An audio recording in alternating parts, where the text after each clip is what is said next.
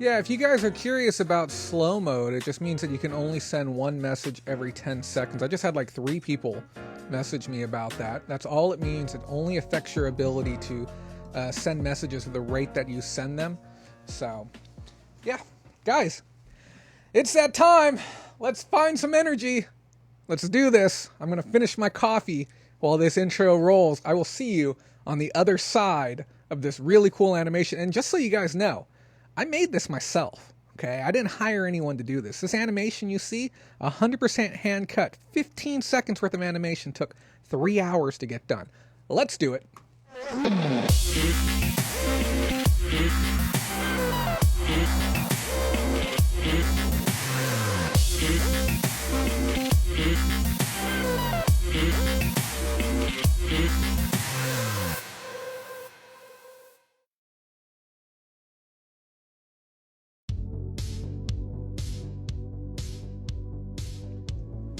What is going on, guys? This is Jay Kraft with the Facebook group Bolo Roundup Pickers Lounge, coming at you live again from beautiful Bakersfield, California. Today is July 7th, 2019, and we got a great show in store for you today. Those of you who are here for the first time, make sure you select and put this show in high definition 1080p, as well as click on that like button. Today we are going to be talking about protecting yourself from scammers. We got some brand new scams that have come to the market that could affect your ability to sell and make your account vulnerable to future scamming attempts as well. On top of that, we're going to be talking about Prime Day, the implications it's going to have for you as a seller, as well as the mindset and mentality behind Jeff Bezos and his plan with Prime Day, and what other companies could learn from looking at the model that they are using. On top of that, we're going to be covering some of the Prime Day deals that I'm going to be taking a peek at that you might be interested in as well. And yes, I know it's cheesy, it's low-hanging fruit to talk about the Prime Day specials, but as I've always said, $1 saved is $1 earned. On top of that, we're going to be talking about eBay and the ESPYs. I don't think anyone has touched base on how cool this is. It's a fantastic foundation looking to raise some money for cancer research. And the most important thing for today, we're going to be talking about the process of converting over yard sale locations into liquidations for profit, and answering questions that were left directly on our Facebook page from a handful of different people. We're going to be answering those questions and more this evening. Thank you again, everyone, for taking the time to be here on this wonderful Sunday night. I also want to give a big thank you to our moderators, Pam and Mindy, as well as all of our lovely patrons for helping us be on air and make this program happen. It's always a pleasure to be here with you guys each and every week. And just so you know, this is a live Q&A, so if you have any questions during the show, don't be afraid to leave them in the comments. And if you want to leave an extra special comment with a couple of bucks attached, feel free to click that gray $sign, your super chat, and help us get towards eBay Open 2019. We'll be talking about that a little bit more later in the show. On top of that, we're going to be taking a look at my pickups. Guys, I got 7 bins full of items over the last few weeks, not to mention a couple $1,000s worth of inventory in my backyard from the last Clearout. And if you guys want, I didn't mention this before, but if you want, I will set up a live stream to the Facebook page for when me and Susan go through that pile.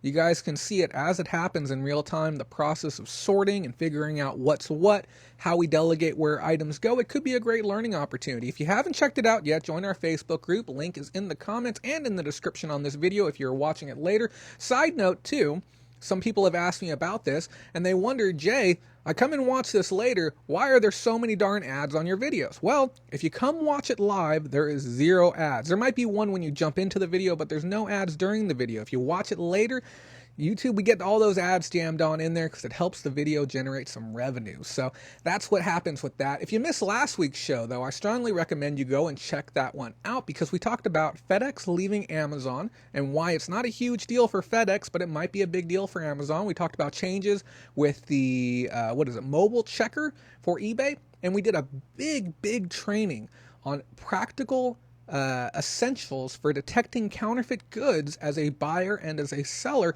Very important things to know. As always, with the practical training, I always suggest get a pen and paper, take a little bit of notes. Some people, they think I'm kind of full of it when I talk about the importance of taking notes, but I started taking some classes this week on a new subject of study that I'm working on.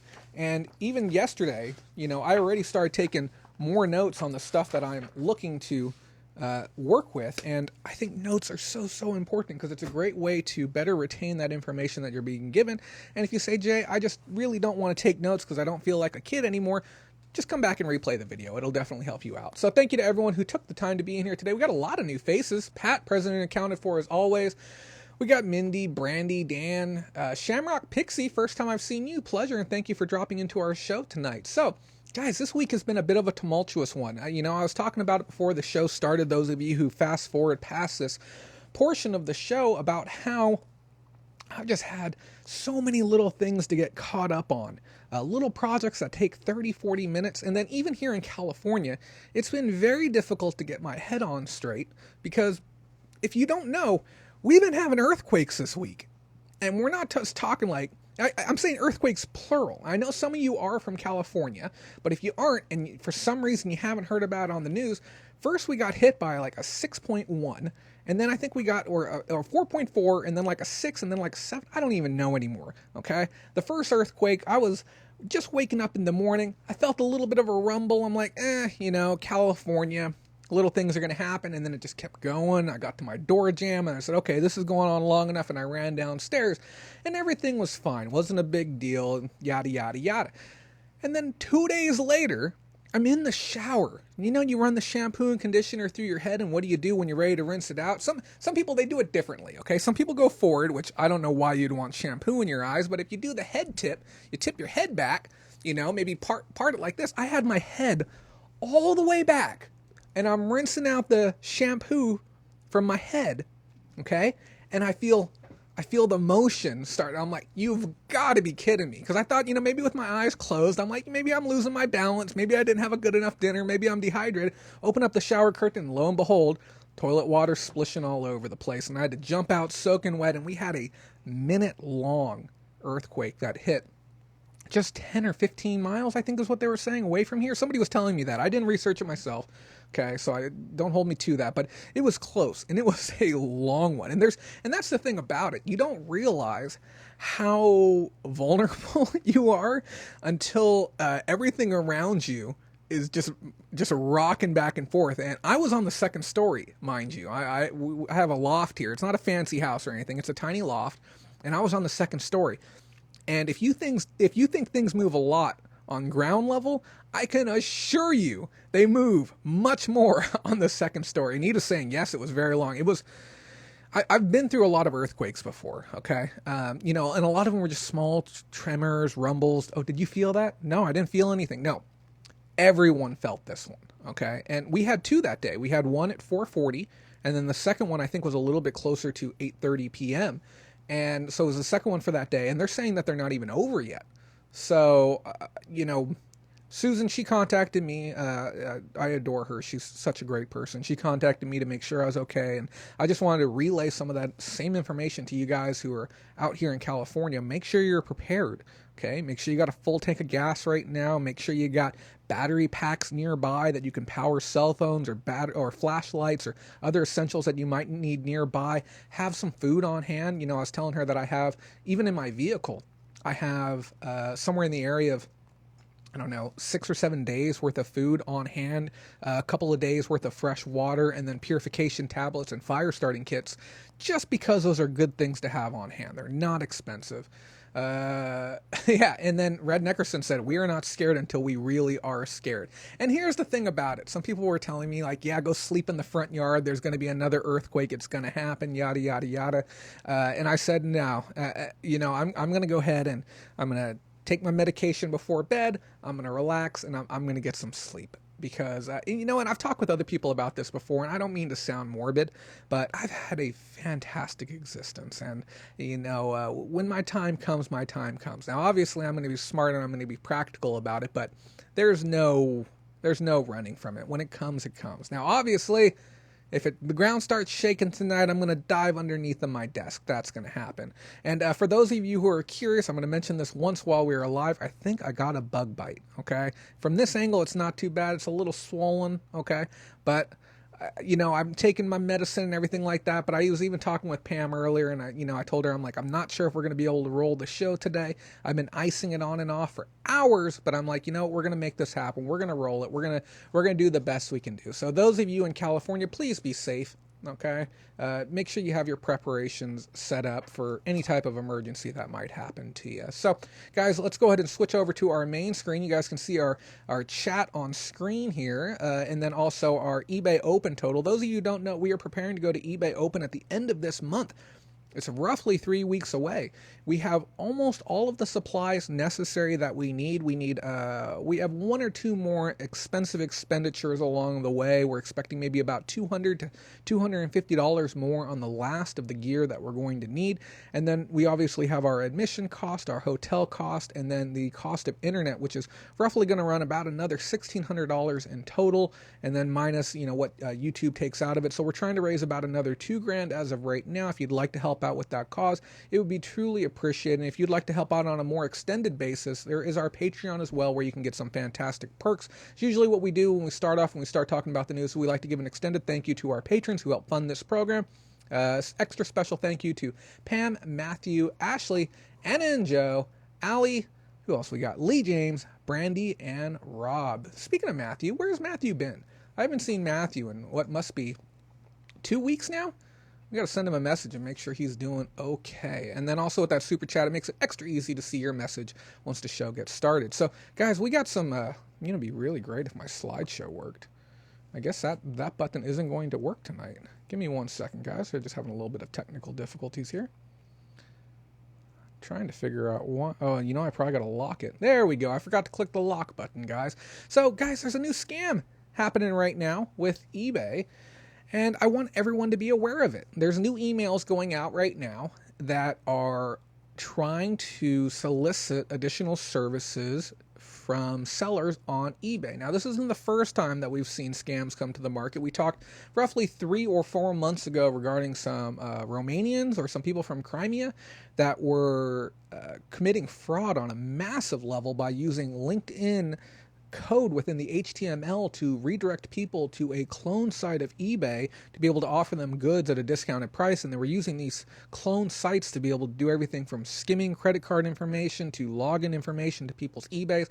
And they got away with millions and millions of dollars worth of online fraud over the course of almost 2 years before anyone was able to take them down. We've seen other types of fraud happening with money order scams and check scams, hijacked accounts, and delivery fraud is one that we learned about just about 6 months ago, where fraudulent sellers were using faulty tracking information to show an item as delivered to be able to nullify a buyer's ability to open up a case against a scamming seller. And it wreaked havoc on the site. People were so upset about it. We didn't go deep into detail about it because it's still a hole within the system that can be exploited. So as that gets patched up, we're going to talk about it more. But what's happening with this one right now is these emails are going out, and if you take a good look at that, you're going to notice that there's no spaces within any of the words on the email. And the reason this is done is so that way it's that much harder for the eBay scanning system to be able to detect that these emails are going out, because the scanner uses keyword search or trigger words to be able to find emails from suspect sellers or suspect buyers on the platform. Now, you'll see stuff like this going around on Amazon a lot. It was a real big problem about 6 months ago, and they were able to shut it down. But with these new attacks that they're doing, and I've received multiples of these myself, but I didn't give it much credence. I thought that given the types of items or the nature of seller I might have been an isolated incident, but this is spreading like crazy across the site. So you'll see there's no spaces, and what they're using is they're using a Unicode symbol to be able to gap the words out. So they look like almost little bullet points in between them. And rather than putting a URL in the actual email, what they're doing is they're putting the URL within the image and attaching an image to the email. And this is how they're managing to circumvent eBay's fraud detection systems that they have in place. And you'll notice that the emails, the URLs are very similar to that of ones that are owned by eBay. You'll see ones that say http://ebay. etc. It could be ebay.com classified.biz or ebay.sales.sto or str, and they're using these different types of extensions that give them a lot of flexibility and give the look of authenticity. Now, the graphic that they're using is a disgustingly poor graphic. And that's one of the things that you always want to be mindful of when you're going through any type of communications with anyone is how valid do the things coming to me look? Now, I've seen a lot of bad emails get sent to me over the years, and partly that has to do with the fact that I've had businesses that were advertised on Google, and just my presence now here on YouTube. I get tons of phishing emails every day. I probably get half a dozen of them, and one of the best things you can do to protect yourself is look at the origin sender of that email. Click the reply button, okay, and then look at the actual email address that it's coming from.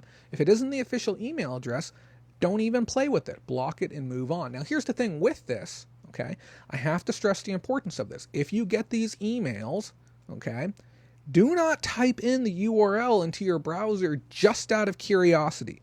And here's the thing: you might think, oh, it's harmless to do that. These HTTP without the S after it are unsecured sites, which means you are putting your computer at risk just by visiting them. Depending on the settings that you have on your computer, your firewall settings, your browser settings. I don't mean to get too technical because I know for some of you this is a bit up there. Don't even go to the site because you could have stuff installed onto your computer. We call it malware or spyware that can be installed on your computer that can jeopardize your accounts. They have things called keyloggers, which is essentially what it sounds like, where your keystrokes, what you're typing in, can be logged into a text file, and then that file can be emailed or forwarded out once a day to these hackers.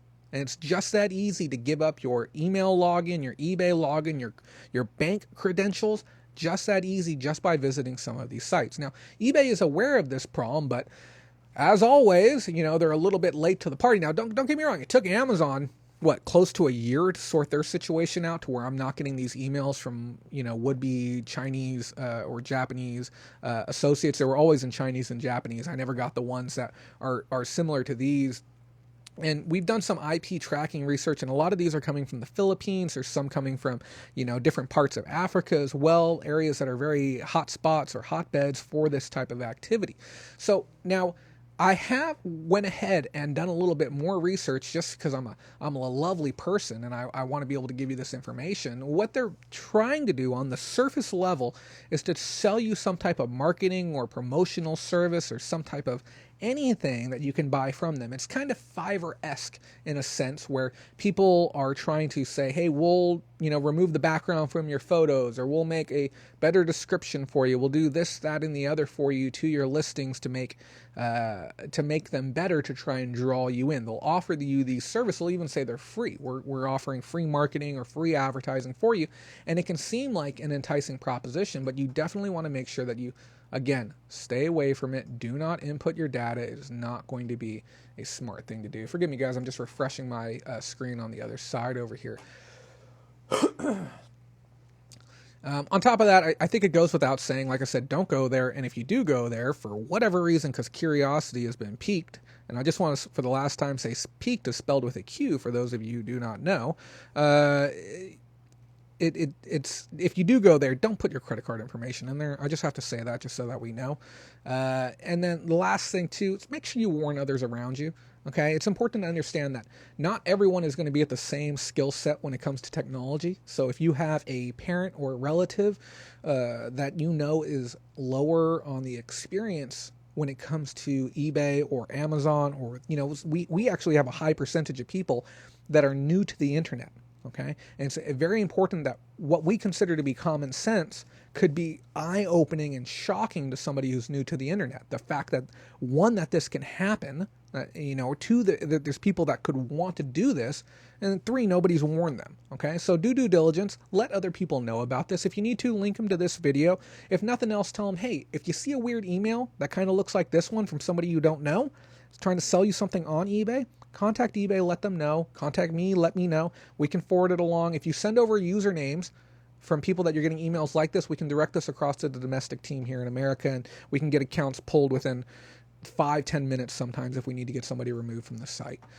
And then lastly, while we're on the topic as well, do not give out your eBay account information. to anyone, even me. Even if I'm going through and I'm helping you with your store, there is never a reason to ever type out your account login information anywhere else other than a secure field where you log in. Those of you who have virtual assistants or have considered getting virtual assistants, do not give out your eBay credentials to anyone. Ever. Okay? It's very, very important. You can lose so much because of that. Keep in mind, that not only controls your ability to sell, it controls your ability to buy. Back in, it's logged into your PayPal, your credit card information, everything like that. So just be mindful, guys. Be mindful and be careful. So what else is going on this week? Bezos on the topic of Prime, and then we're also going to be talking about some deals we're talking about. So Prime is coming up again. It's going to be the 15th and 16th of this month. I'm kind of looking forward to it. You know, obviously I'm an Amazon seller, and for those Amazon sellers that are out there watching this right now too, it's a great opportunity to make some additional bucks.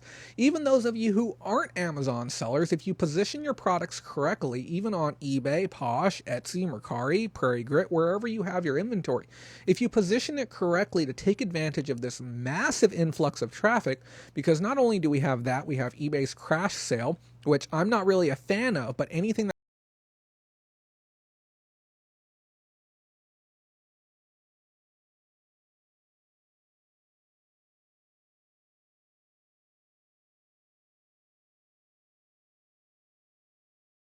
next week, or week out, week and a half out. So it's good news for everyone involved. Right now they're giving out a 7-day Prime trial for $1.99, and that's if you're one of those people that's ineligible for a 30-day trial. Maybe you've had one in the past, or you've done something to where you can actually get one.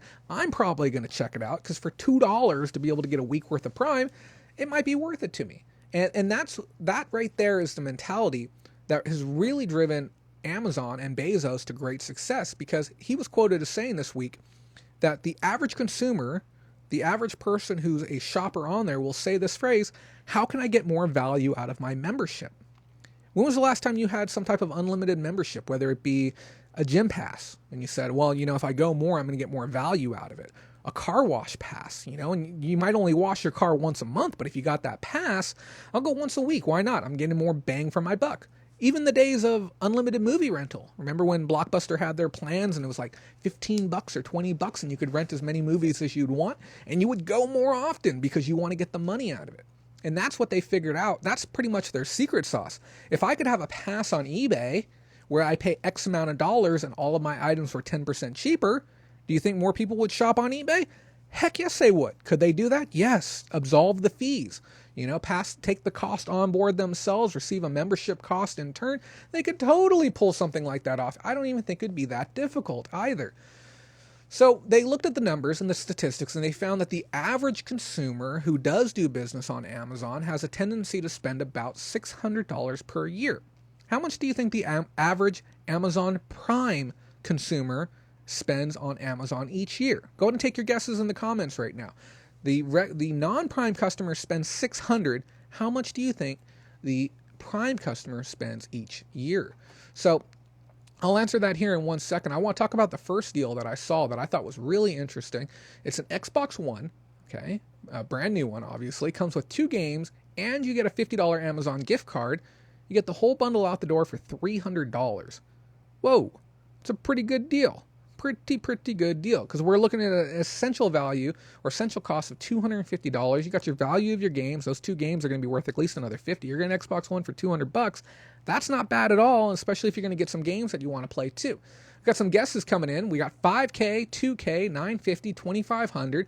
The correct answer is $1,400. Now remember, the non-Prime customer spends $600 per year, so we're looking at about 2.3x multiple. Right? 2.33 multiple. Hey, man of the hour, ain't seen you in a minute. Hope you're doing well.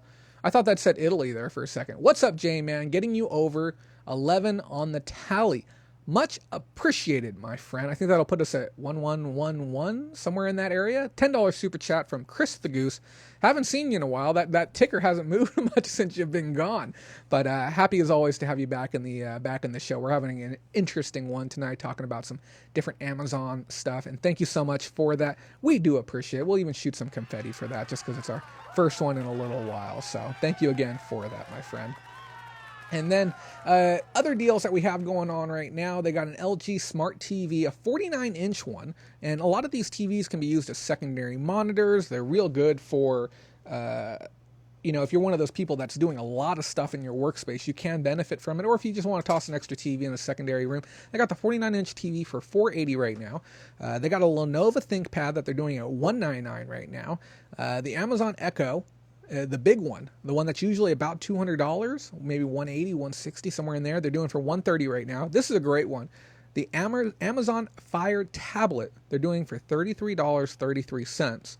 And then here's a great one. Those of you who already have Prime memberships, and you didn't know about this, right now, for their special, they're doing, if you spend $10 at Whole Foods, you can get a $10 Amazon gift card. What? Yeah, spend $10 on food and get $10 back at Amazon. That's a pretty good deal, because this is what I was talking about. You want to get value out of your membership. So I know some of those student memberships, they come down to, $60 or so, give or take. And that essentially brings it down another $10. Essentially, you're just eating that extra $10. That's not bad. And then if you're big into music and you don't have a Spotify or iTunes equivalent, they got 4 months worth of Amazon. That's only $1 right now. And just so you guys know, I don't use any affiliate links for Amazon or eBay as of right now. So when you're watching this, I make no money talking about these deals. I know there's other people who do those, and we will probably incorporate them in time. But right now, I'm just wanting to pass along the deals to you. They have an Echo Dot, which is the small one, and I really recommend, if you don't mind having a microphone in your house listening to what you're doing, they're only $25, and I use my Alexa. I'm saying it quietly because I don't want to trigger anyone's, but I use mine every single day.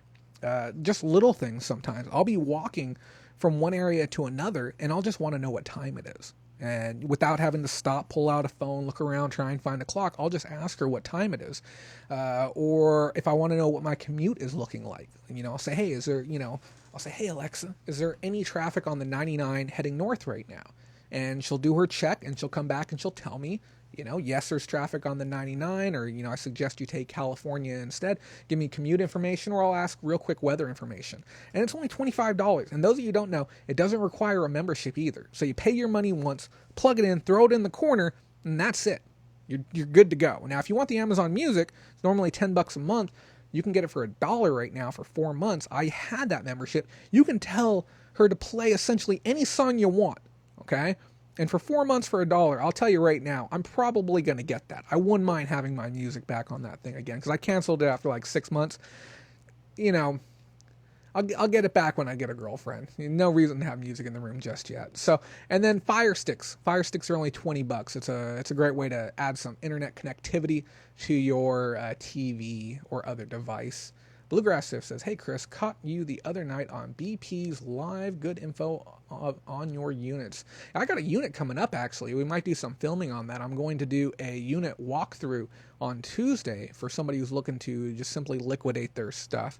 We're going to move on here to the next story in just 1 second, but also, guys, if you haven't done so yet, please click that like button. I know I sound a little bit pandery tonight, but we're really trying to get to a first time ever for a Reseller Roundup. We're trying to get to that 100 likes, which has never happened for a Reseller Roundup show, but it did happen the other day for our dimensional shipping one. And also, if you haven't done so yet, please make sure you click on this little, can I get to it in time? This little subscribe button.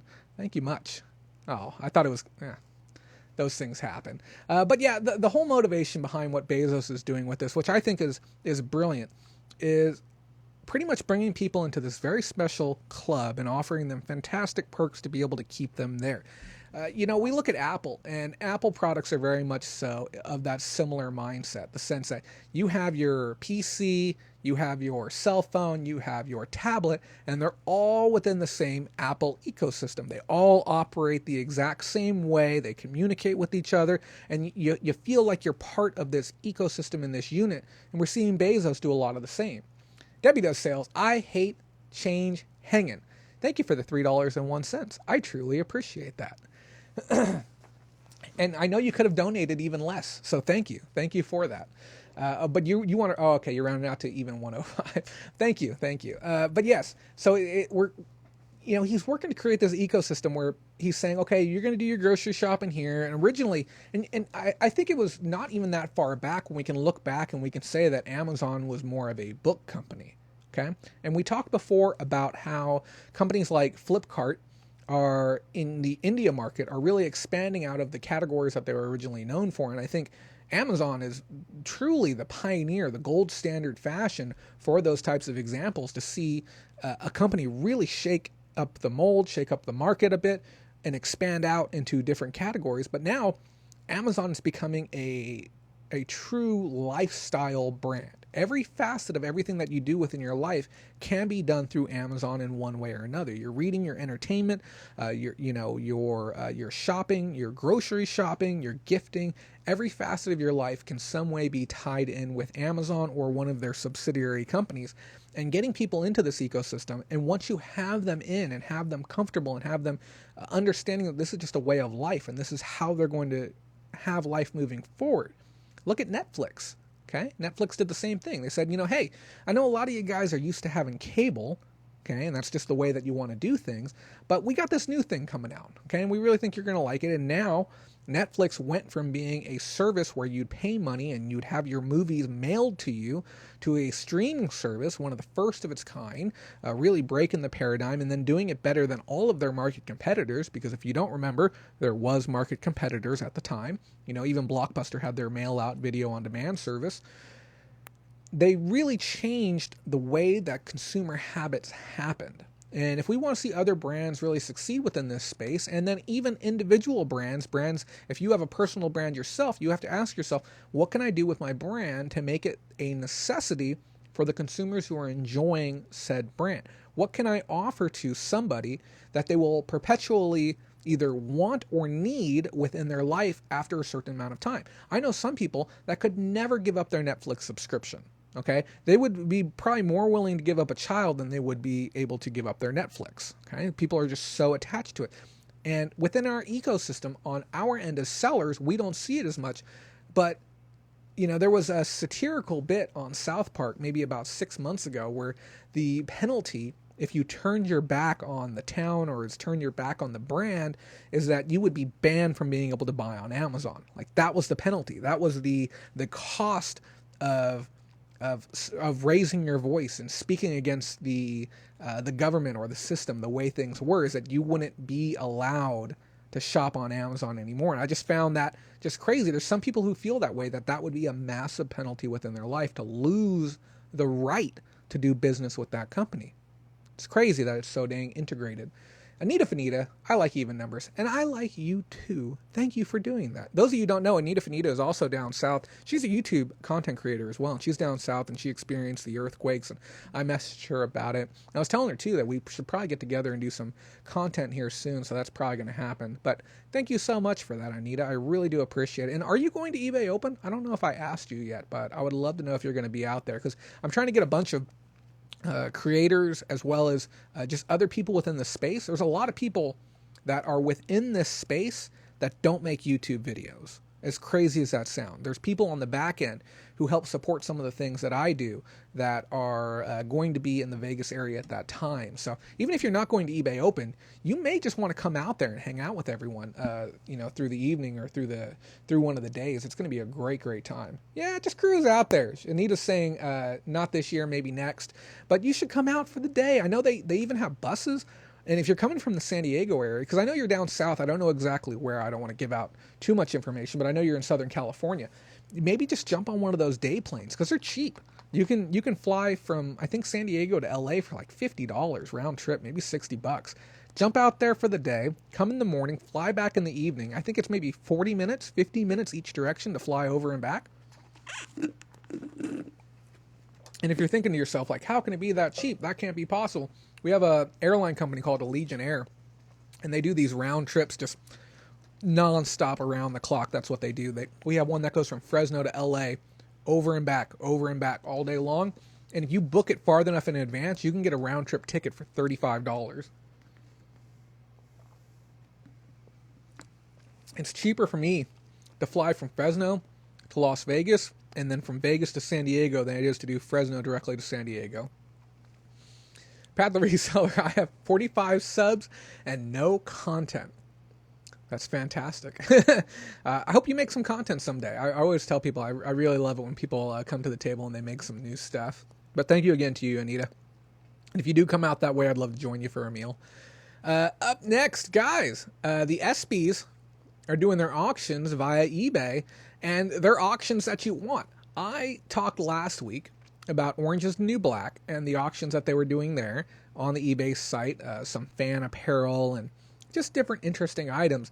These ones smoke those out of the water. And those of you who don't know what the ESPYs are, it's a televised program to honor athletes as well as some associative talent within the industry. So when I say associative talent, we're talking, it can be producers, sound engineers, coaches, just off-screen, on-screen, different varieties of talent within the space, as well as the actual players themselves. And just think of like the Grammys or the Golden Globes, but it's specifically for sports. So, all your ball sports, NFL, NBA. I don't know if MLB is included, but it's just a bunch of those. And they're raising money for the V Foundation.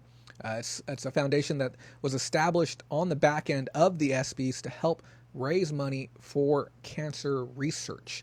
And I believe the first year, I can't remember what the guy's name was. He said, I'm happy that you're honoring me, but I would really like to see an end to cancer.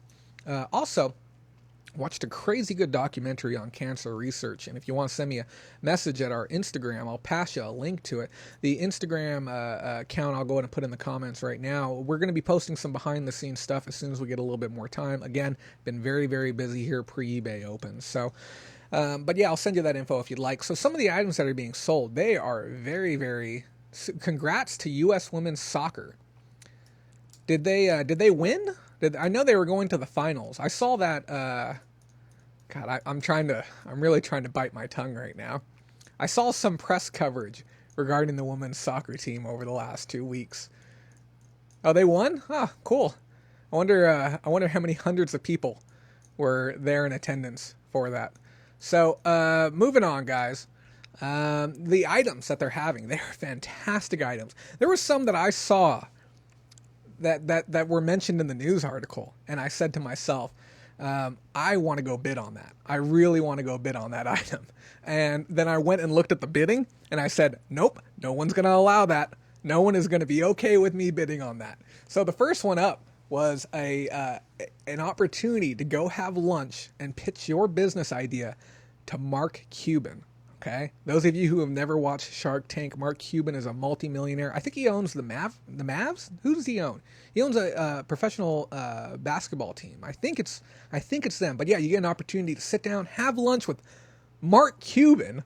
My God, I like Mark Cuban so much. I think he has the same personality type as I do, but he's obviously far more mature than I am, and he better understands how to work with his own personality type. But he's very much so of that mindset of, there's a right way to get things done. There's a better way to get things done.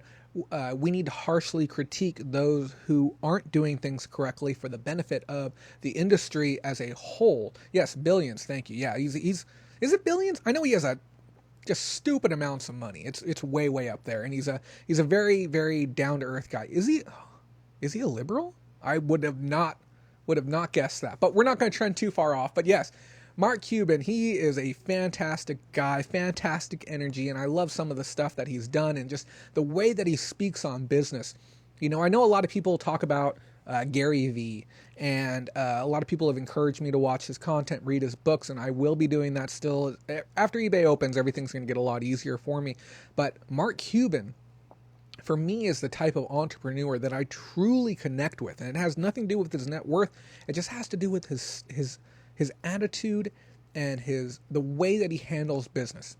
It's amazing stuff. The next one, you can get an invitation to go to Jennifer Lopez's birthday party. Oh yeah, and before I forget, when I checked that auction for Mark Cuban a little over 24 hours ago, the current price to sit down and have lunch with him was over $7,500 to be able to sit down and pitch your business idea to Mark. Now, obviously, all the money is going to charity, which is great, okay?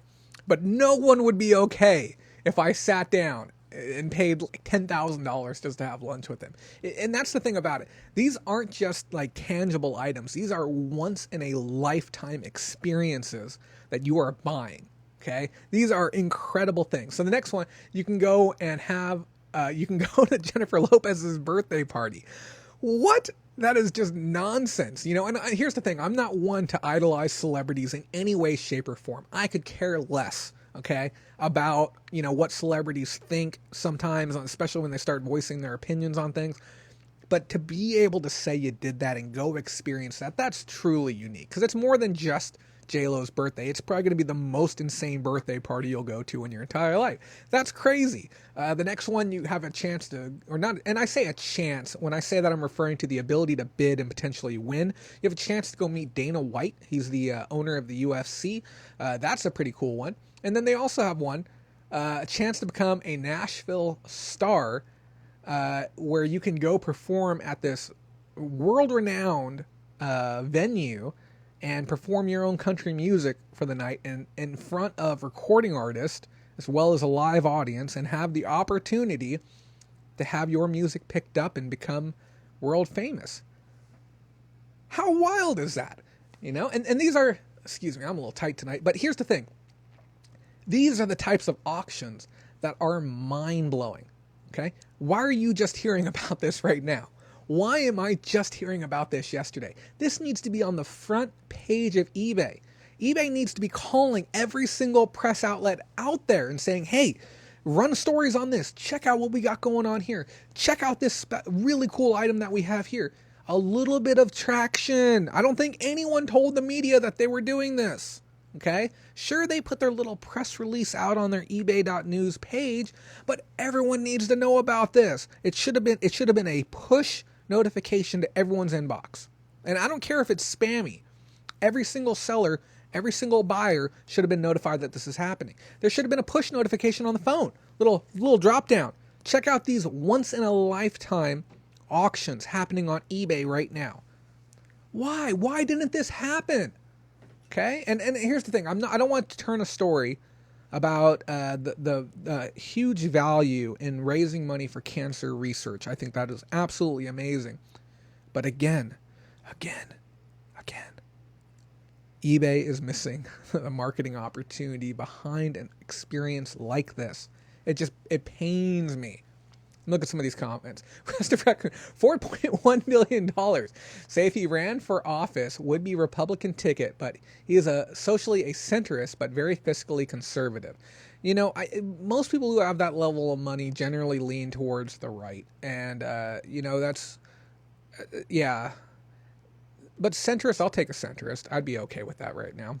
Gary V is too much of a nasty mouth for me. That's what Debbie said. Yeah, he can be a little bit rough, Cuban gets a little bit hot, but I don't think I've ever heard him cuss on air. I think he might have once during Shark Tank when somebody had a product that could potentially endanger other people. Staying in Cinderella's castle overnight at Disney is up to $70,000. What? That's amazing. That is amazing. So yeah, that was go check out those auctions. We'll put a link up. Pam, if you wouldn't mind finding that and posting it to our Facebook page. Usually I put those links up in advance and then have them go across, but I forgot. Not a charity auction, but the Nike Betty, is it Betty or Betsy? I think it's Betsy Ross shoe is, or is it might be, I don't know, is up to $15,200. That's crazy too.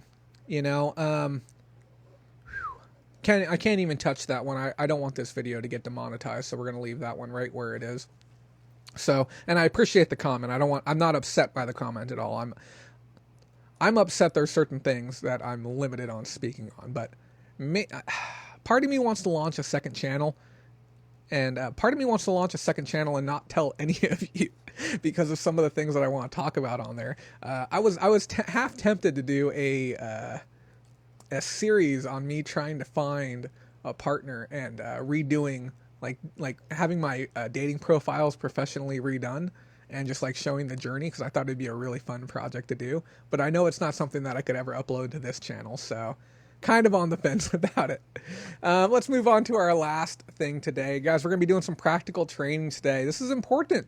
This is why you're here. You're here to learn something new. We're going to spend the next 15 to 20 minutes talking on this, and then we're going to look at our pickups. This is a prime opportunity, if you've ever had any questions regarding this, to ask them right now. This Tuesday this week, me and Susan got together and we spent about 6 hours clearing out a location that I had negotiated to be able to gather the contents from. And I want to start off by saying that I was offered money at 2 separate times to be able to get paid to remove this stuff, but I opted to not collect money as long as that the contents weren't picked through, and as well, I've left the door open to be able to get more contents down the line, which we'll talk about here in a second. Now, on our Facebook page, facebook.com/groups/Bolorama, Jason Hand left a handful of questions, and if I missed anyone else's questions, now is a great time to ask them. Basically, today we're going to be covering how do you get somebody to let you take all of their stuff for free? Or how do you take someone's stuff and get paid to take it away? Understanding who you're working with is probably going to be one of the most important things that you do. I got the opportunity to get paid to remove what I can only call thousands of dollars worth of goods. Now, Susan already took some of her stuff back and started processing it because I'm giving her a majority of the stuff unless she comes across something crazy in there, which I told her I would like to be able to sell myself or at least show on air. We're talking good money. She's already told me about some of the numbers she's got, and she's barely scratched the surface on some of her stuff. And when you see some more of the stuff over here, you're going to understand the level of goods that we're working with. Robin, thank you for the $2. I do appreciate that. You guys would be surprised what $2 plus maybe another 100 people each also donating $2. It goes a long way. And I'm not being satirical. I do appreciate every buck that comes in. So thank you for that, Robin. So yeah, we're talking good money. We're talking some great items that are coming in. So one of the first questions was what is resaleable versus trash? Now, just like with any type of thrifting that you're going to do, okay, if it's all the same price, you're essentially going to want to take it all with you. I bought a box of ties the other day, okay? If you were to buy a giant box of ties and the price on the box of ties was $10, would you sift through that box of ties and leave some of them behind? No, okay? You don't got time for that, okay? You're going to take all of it with you now, and you're going to deal with it later. Because if it doesn't cost you anything more to deal with it later, just go ahead and deal with it later. Okay? You got plenty of time for that. Now, some of that, he's asked what's resaleable versus trash. Now, when you're going to bring some of your stuff back with you, there's going to be some stuff you simply can't do anything with. Ideally, you would like to leave that behind. Now, depending on the person that you're working with, I even prefaced with this lady and told her, I don't take trash, okay, but we'll clear out all your goods for you. And at the end of the day, well, we had a pile of trash, and due to some miscommunication, we ended up having to pay somebody to haul away the last of the trash. It cost $20 to have them haul it away, which, again, a drop in the bucket comparative to the thousands of dollars worth of products that we were able to take out of there. On top of that, I was very, very coordinated throughout the day, and you can even ask Susan about this. Every 15 minutes, I was getting on my phone, and I was running ads on Facebook Marketplace for items that we simply could not deal with. We had 4 metal shelves, 2 wooden bookcases, a twin bed, and a projector. Okay, these were oversized items that we simply could not handle. We didn't have a truck, we didn't have a van, we didn't have a trailer. We had none of that. We had 1 SUV and like 1 Corolla-sized vehicle. So I was constantly running these ads throughout the day, giving away these items because I'm into them for nothing. Me keeping them is going to be a burden. It's going to cost me money to keep these because I'm either going to lose time, okay, or gas hauling this stuff off to a landfill or something like that. Just the inconvenience of it wasn't worth it to me. So I was staying very, very fast on my phone. I had maybe about a half a dozen different people come to that site while we were loading up all of our smalls to haul away the things that we couldn't do anything with. We were giving it away, and people were coming in droves, and it was completely coordinated throughout the day. I would leave to go drop a load off. I'd have people come back, and I would give them the message. I'd say, do not knock on the door. They do not wish to be disturbed. We are assisting a family in clearing out their estate. When we arrive, we will be working directly with you on the items that you are looking to get.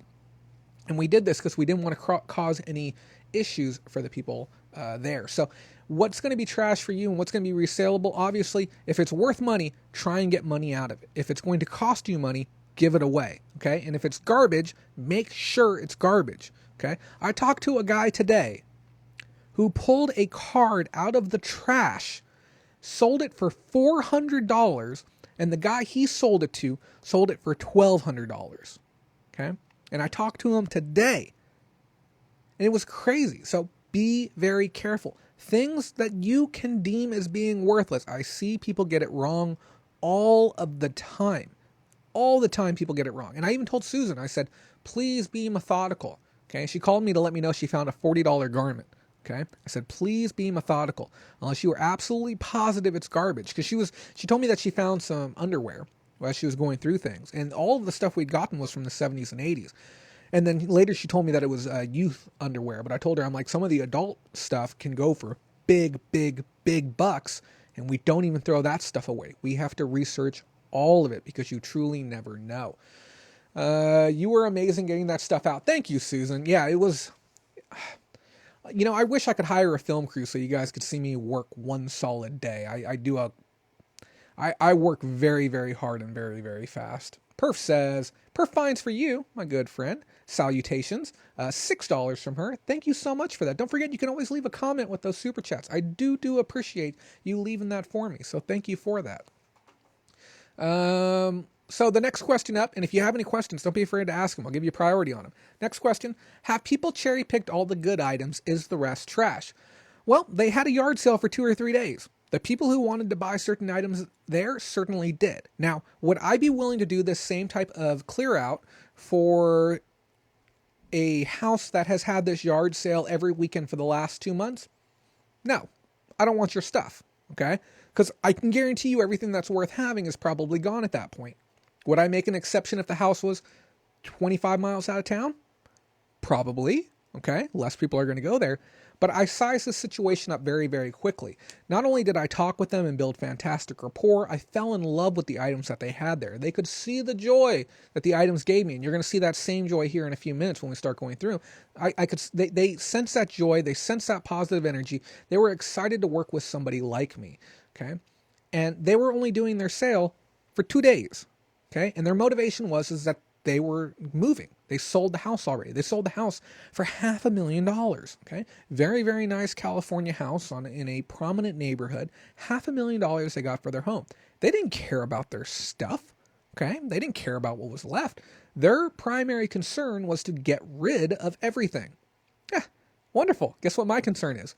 My concern is to take all your stuff. And I obviously not by force, but to take all of your items. So this was great. This was a great type of situation. You really want to do your best to size up these situations.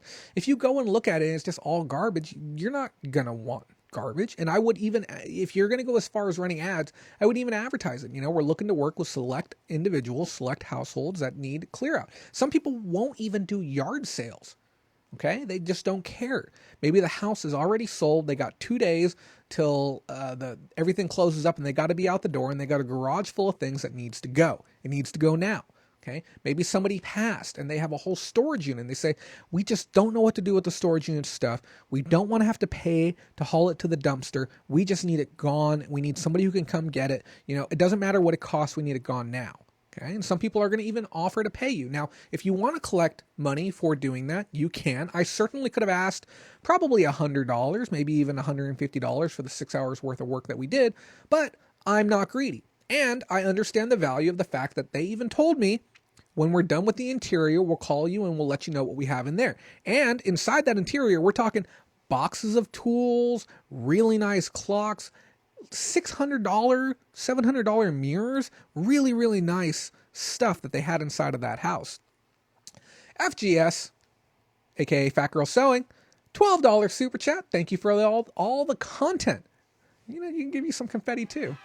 I appreciate you. Thank you so much for that. That really means a lot to me. Yeah, we've been having a couple of very slow weeks after we started our ticker, trying to get caught back up, but that means a whole heck of a lot. And again, I always invite you, come join our group chat. Okay, you'll have a heck of a time. I'll extend you a 60-day on the house invitation to our group chat for all of your lovely donations that you've been giving me. On top of that, guys, we have I can't even talk about it yet. We have 2 massive announcements that are coming to Patreon over the next 30 days or so that are really going to shake things up. They're going to be very, very cool things that we're going to be doing exclusive for our patrons. And I'm not just saying that to entice people.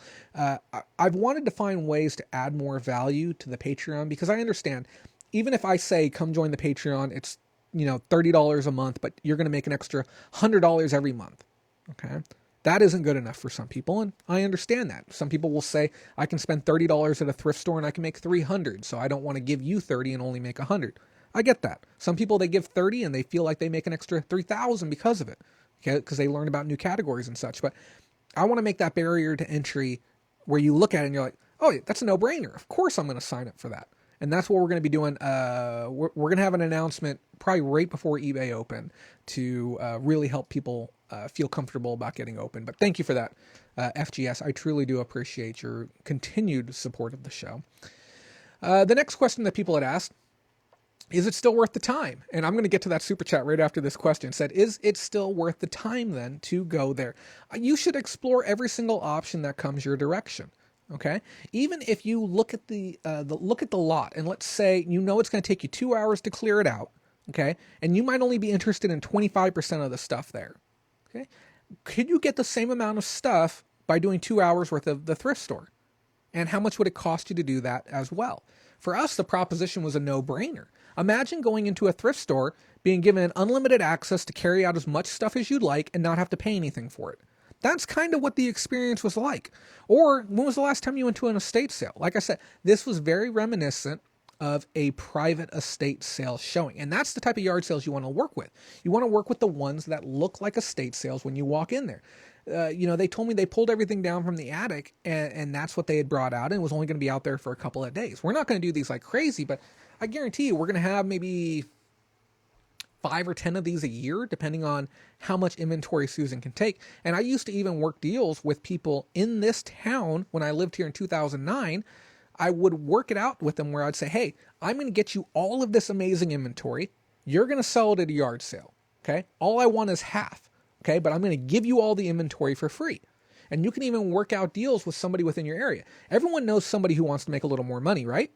I mean, really think about it. Who do you know right now in your life that would have the time and the interest and the work ethic to sit in front of their house and sell free items that they got from you and keep half the money? Okay, well, what if you can give them bins and bins and bins of high quality items that cost you nothing to get? There's another revenue stream for you right there. And when I was doing that before, I was making, like $400 a month on top, but it didn't cost me anything. Okay, and I was taking like my storage locker stuff and I was giving it to them there. Me and Susan, I didn't tell her I want any money or anything like that. But, if I wanted to work that type of arrangement, let's say Susan has way too much stuff and I find somebody local here to work that arrangement with, totally make that happen to where I can make that an additional revenue stream. Debbie does sales, $5 super chat. I enjoy the content very much, Jay. You are a wealth of knowledge. People sign up. Yes, people do need to sign up. Yeah.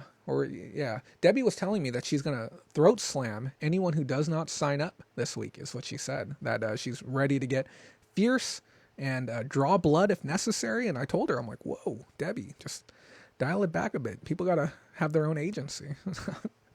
I'm kidding, obviously. But the next question that we got asked, and thank you again for that, Debbie.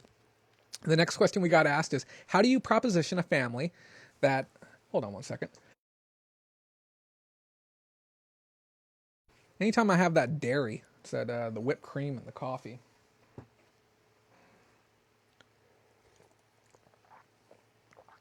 I'm smiling at your reply. The next question was, how do you proposition a family that you'd be interested in all of it, but you take the good with the bad? And yeah, sometimes you do have to take the good with the bad. There's going to be a lot of stuff that we're not going to be able to do anything. Well, let me rephrase that. Probably about 10 to 15%. Actually, because here's the thing, okay? Your ability to sell your goods is going to be based on the avenues that you have in front of you to be able to sell your goods. If you do not do yard sales, pretty much anything under $7 is going to be worthless to you, right? You're just not going to have any way to get it out. If you don't have an antique mall, you don't do swap meets, you don't do yard sales, those types of things are going to be worthless to you. So if you have access to that venue to where you can take a $5 item and sell it for 50 cents and get something out of it, then everything is going to be worth something to you. Okay. The only things that could be considered bad would just be outright trash. And you can tell the person that you're working with, and, after you proposition them, you can say like, hey, here's our terms. Okay, we're going to come between this hour and this hour. We're going to gather up. You can even say we gather up a majority of the goods. There's certain things we simply cannot work with. You could say we don't work with anything that could be a risk to our health.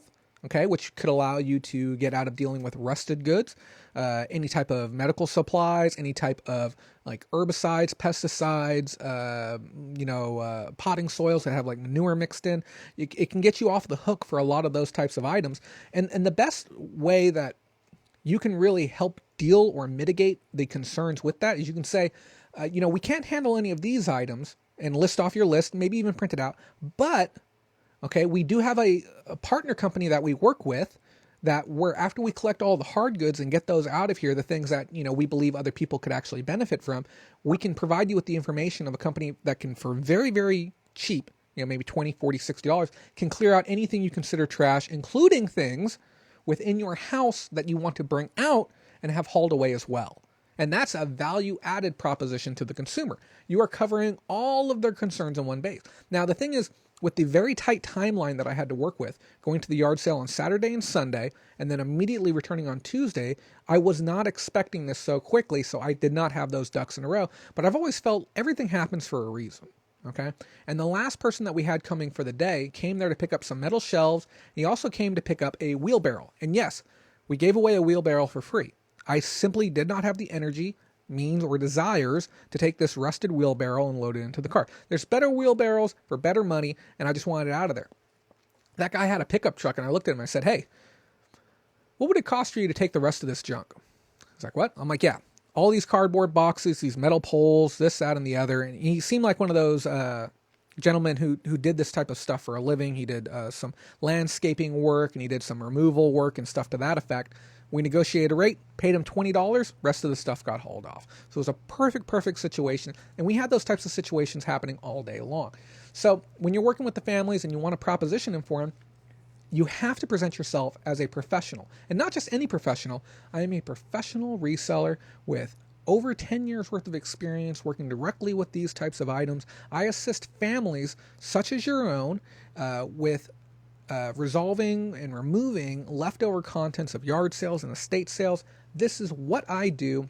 I know this field. I can help you. I am a professional. And you need to exude these levels of confidence with what you're doing. Now, dressing the part is going to help, but you have to take it with a little bit on each end. Okay, you don't want to show up in a darn suit. Okay, but you don't want to show up in basketball shorts either. You really want to find that balance. Now, when you're coming there to do your clear out, sure. But when you're propositioning them, if you're going to have blue jeans, have nice, crispy blue jeans on. Make sure your shoes are clean. Make sure you look the part of a professional. Talking the talk is one thing, but you have to look the part as well. So when you're propositioning, you have to remember, this isn't junk, the items that I have here to my side. These are mementos of their kids, grandkids, family ties, family memories is what you're clearing out for them. Okay, so you have to respect the inventory and respect the process. If you talk to them and you say, "Yeah, we can clear out all your junk," if you dare say that to your client, you are just going to throw away that opportunity right there. And I know some of you are thinking that too. Some of you would phrase it that way. No disrespect to you. You'd say, "Yeah, we can clear out all your junk for you." Now, that very casual usage of that word within us just means, bric-a-brac, means nonsense. But it's derogatory and offensive to the family who has thousands of dollars and hundreds of memories associated with these items. Okay, so if you say something to the effect of, we really love some of the stuff you have here, we don't want to see it end up in the trash. Okay, and we work with other individuals and families and even community-based organizations to make sure that we can get these wonderful pieces in, get them cleaned up, and we can get them into the hands of people who are going to love them forever, which is the honest-to-God truth. At the end of the day, after we clean these items up, we get them photographed, placed online, packed up, shipped out, sent to the consumer. The person who's paying that premium price on their item, okay, that's the type of the person who's going to cherish this type of item. And it's important that we do right by the consumer and we mean the things that we are saying. Okay, we're not just saying that we're going to do something and then we don't follow through on it. I left multiple times to drop off loads. I had 100% of the stuff loaded inside of my car when she broached me about how I needed to remove the rest of the stuff. And she was not friendly about this.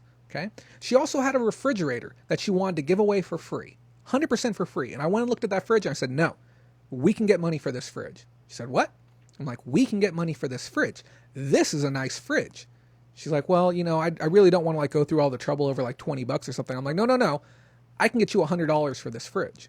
And I worked my butt off for 24 hours. Okay. Responded to, I don't know, maybe 15 different people before I had somebody come down 2 days later and look at that fridge. I sold that fridge for $105 and she offered me a 50% commission on the first day. I declined it.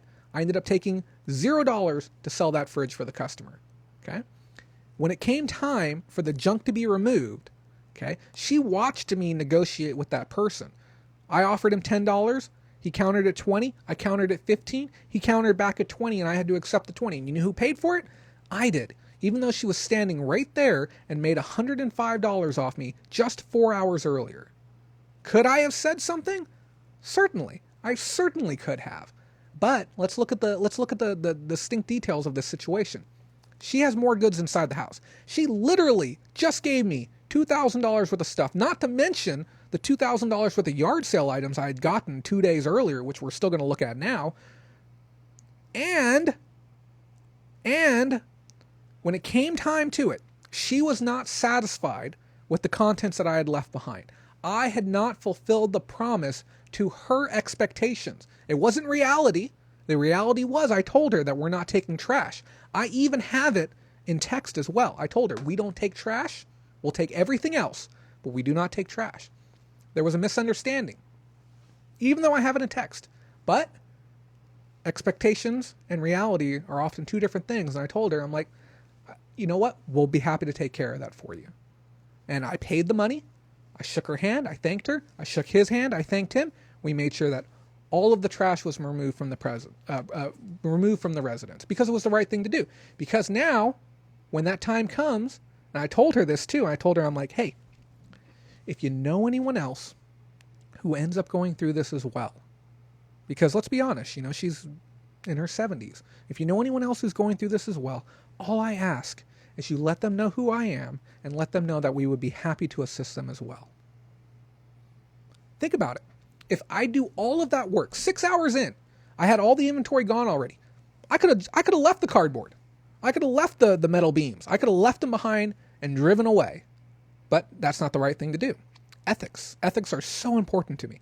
So I planted the right seeds of positivity. I completed the job to my client's expectations. Not my expectations, my client's expectations. Meet or exceed your client's expectations always. Okay? And got the job completed. And now the door is open for potential revenue down the line as well. This is what you have to do, people, okay? You really have to go above and beyond. The next question was, do you present to them that you only take the good and leave the bad? I think we went over that. How do you discuss where your items go? This is a great question. This one was, again, brought up by Jason Hand. We actually had someone ask Susan while we were on site. And frankly, it's a little bit embarrassing in a sense, and not embarrassing for me or Susan, but just, I mean, in the way that the society looks at the situation. A lady walked up and asked Susan, a friend of the homeowner, and she said, oh, are you guys with some charity organization? Are you guys going to be donating all of this stuff? And if that doesn't show the gap, the divide in wealth, I don't know what does, okay? She looked at us as if though we were helpers going and helping a charitable organization, not that we were human beings who were collecting these goods to go sell them for a profit. That was the first time that I've seen, I guess, what's the word, affluence, just kind of jammed right inside my face. And the thing is, I make okay money. Susan makes okay money. Lots of us make okay money, but I've never felt like I was knocked so far down so quickly until I had heard that. And now the thing is, it didn't faze me or anything, but it was just a very, very interesting experience. Now, If you want to raise money for charity, you can. If you say you're going to do that, you need to do everything in your power to fulfill that promise. And you can even say, we work with the items that we can work with. Anything that we can't, we work directly with the Goodwill organization or the Salvation Army organization or, Doctors Without Borders, whichever organization you want to work with, and you can donate hard goods, or you can sell your goods and donate a portion of the proceeds. You can even set up a donation through eBay. You can say the amount that you want to donate for your item's sale. It hasn't historically shown much uptick in value for me, but you can fulfill that promise and you can kind of feel better about the process if a situation like that occurs where you might be in a position where you could feel uncomfortable. And then the last question was, how do you value your time? That's very subjective. How do you value your time? Me personally, I like to make at least $100 an hour while I'm working. I like to make that when I'm not working too. But, in reality, I'd like to make that while I'm out in the field doing stuff. Certain times I'm going to make less, especially if it's to the benefit of other people. And I guess it really depends on the day. I even told Susan I'm only doing this to, one, for the experience, and two, to be a good friend. And I know Susan would do the exact same thing for me. If I called her up and I said, hey, I got a whole house clear out, I might need some hand. Could you come in here and give me a hand to get all this stuff out? And she totally would. So that's the primary reason why I was up for it. And then, there's no harm in getting a bunch of free stuff. Who's going to say no? You guys saw the pile. There's a lot of stuff there, and we're going to kind of churn through it. So do you guys have any additional questions this week regarding the process of that, how to do that, how to broach it, anything? That's pretty much all the info I had, or all the questions I had on the back end. While you guys are thinking up any questions, if you have them, we're going to talk about our tiny bits. I have two notes here. One says, please help us reach our eBay open goal. It's less than 3 weeks away now. And if you guys don't want to do a super chat, you are always welcome to donate directly to our PayPal. It's going to be jaysgameshack@yahoo.com, which is the name of a former business I own. That way you can donate, and your donation is considered tax deductible because you are funding your education as well. And then I have a comment here. It says, we'll follow up and do an item only show. Next week, guys, it's going to be items only, because I have to get caught up on this stuff. I do not want to come home and find that I have, 200 listings to get done. That's not how I want to come home from Vegas. So next week, do not expect news unless something crazy happens. I know the shareholder call is coming up, but I think that's the 16th. Yeah, they're doing it. They're doing their shareholder call on the 17th, which is the day after Prime Day. It's really strategic. I wonder if they want to have those really strong numbers to present to people that right after, because that's right the day after their crash sale ends. Yard sale follow-up, talk about gathering the good, time spent, cost of doing business. So guys, we're going to take a look at our items on the week. I got a whole bunch of them. Now, this week, I told myself I was going to do no sourcing, and I kept that promise, except yesterday, my buddy, local buddy, his name is Howard, called me up or sent me a text, and he said, Jay, check this out. He sent me a text showing an image of a really cool vinyl figure. So I went ahead and drove out to the Goodwill that is only, I think, 3 minutes away from here to meet him there. And you know what he had? He had this Add a Funsure vinyl figure. And this thing is creepy and adorable. Isn't this great? And Susan, I didn't go sourcing. He called me out there. It's signed and numbered. Now, some of these vinyl figures can get very expensive, hundreds if not over thousands of dollars. This one here, he's worth about $50. There's a very, very good chance. I'm going to say 99% chance he's going to end up on this shelf. Actually, let's make it official. And I know you guys don't see me do this often. Brand new sealed product, ripping it out of its package. But yeah, he's going to be a keeper. We're going to keep him. That's just kind of adorable. He's got a little bunny tail and everything. But yeah, he's going to be going on the shelf of awesome. He'll probably be starring in the outro. When I saw this, I kind of got a little bit inspired to continue working forward with the outro, but yeah, we'll make some space for him. Out of the package, he's worth a little bit closer to $30, maybe $35 as well. That's where he's at now. So really happy to pick that up. That only cost me $4 as well. And then while I was there, I also picked this up. This is a U-Gears wooden combination puzzle. And these consistently sell for $20. I believe I can get this out first class. Feels like about 11 ounces. But interesting piece. I don't know if you guys have ever seen one of these before, but real interesting one. I'm going to be kind of going through a little bit quick as best I can, just because I really want to list a lot of stuff. And we're going to try and stay on for probably about another 45 minutes or so. And if you have any questions about the items, you need me to slow down, don't be afraid to ask. I picked this up at the swap meet. I've never seen this brand before, and now that I have seen it, I've started spotting it a little more. It's, I can't even.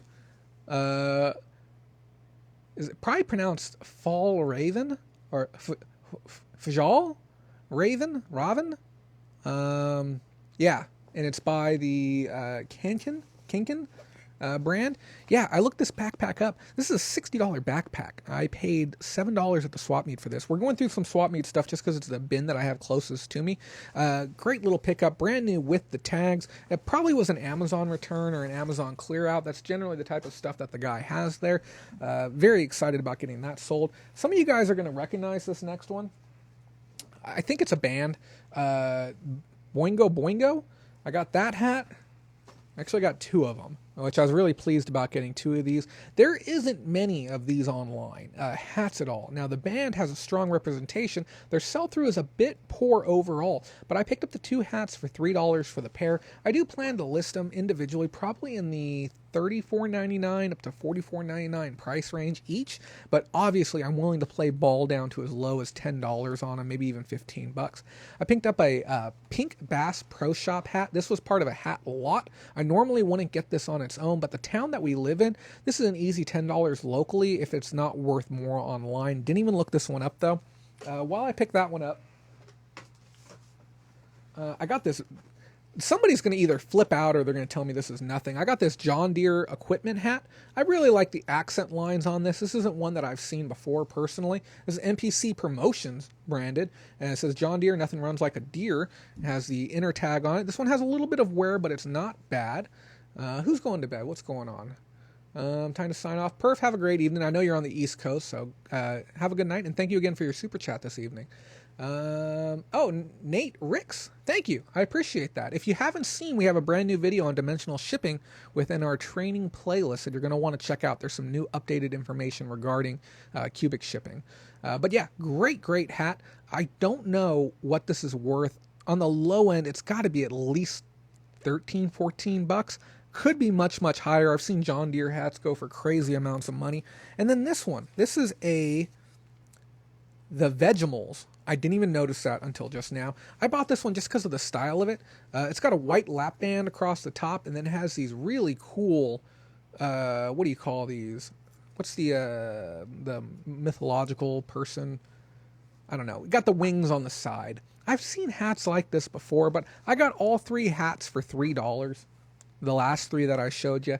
I can't see a reason why I can't turn a good profit on those ones. Gotta move all this Powerpuff Girl stuff out of the way so I can get to this stuff. I picked up 3 of these, possibly 4, so there's 2. I really should be making bins right now, but I'll sort it later. This was again at the same table that had the backpack, had these. These are, oh, I hope I didn't break that. Okay. These are, you put these on a table and it has a laser set up and it finds perfect level, vertical and horizontal, and shoots a laser beam out, and has these really precision feet on it so you can calibrate it and all of that good stuff. These bad boys sell on eBay for about $21, $22, consistently selling. I was able to research the brand even though it was a Japanese brand, but apparently the quality is good enough that people are buying them. Yeah, laser levels. And I was able to pick up all 3 of those for $3. I think maybe I could have sworn. There was a 4th one in here somewhere. This next item I picked up at a thrift store. This now I think this is the first time I've ever had a coffee pot or a carafe or anything of that style on the show. I popped this bad boy open. It's complete. It's unused. It's in fantastic shape. It has a little bit of damage here across the top, but that's not going to stop me from sending it in new to Amazon. This is a $70 bill with Amazon, which seems a bit absurd, but I've always wanted to try and find one of these within the box. Now, the same day I found this one, I actually found a different one at a different store that wasn't worth as much, okay? But keep your eyes open for these. I paid $4.99 for this. I'm going to bubble wrap the heck out of that and get that sent into Amazon. Flash wings, laser level, just want to practice. Braun Awesome brand. Yes, it's a very strong brand. I don't like the fact that I bought this, but people are buying them. This is a Street Beat brand stereo cassette player with headphones. I paid $4 for this. The back-end sale price is anywhere between $18 to $22. Again, depends on the climate, depends on how aggressive you want to be. Brand new in the original blister pack with little to no damage whatsoever. Yeah, $4 in, 20-ish on the back end. I'm worried about the weight. It's going to be very, very close to a pound after packed up properly.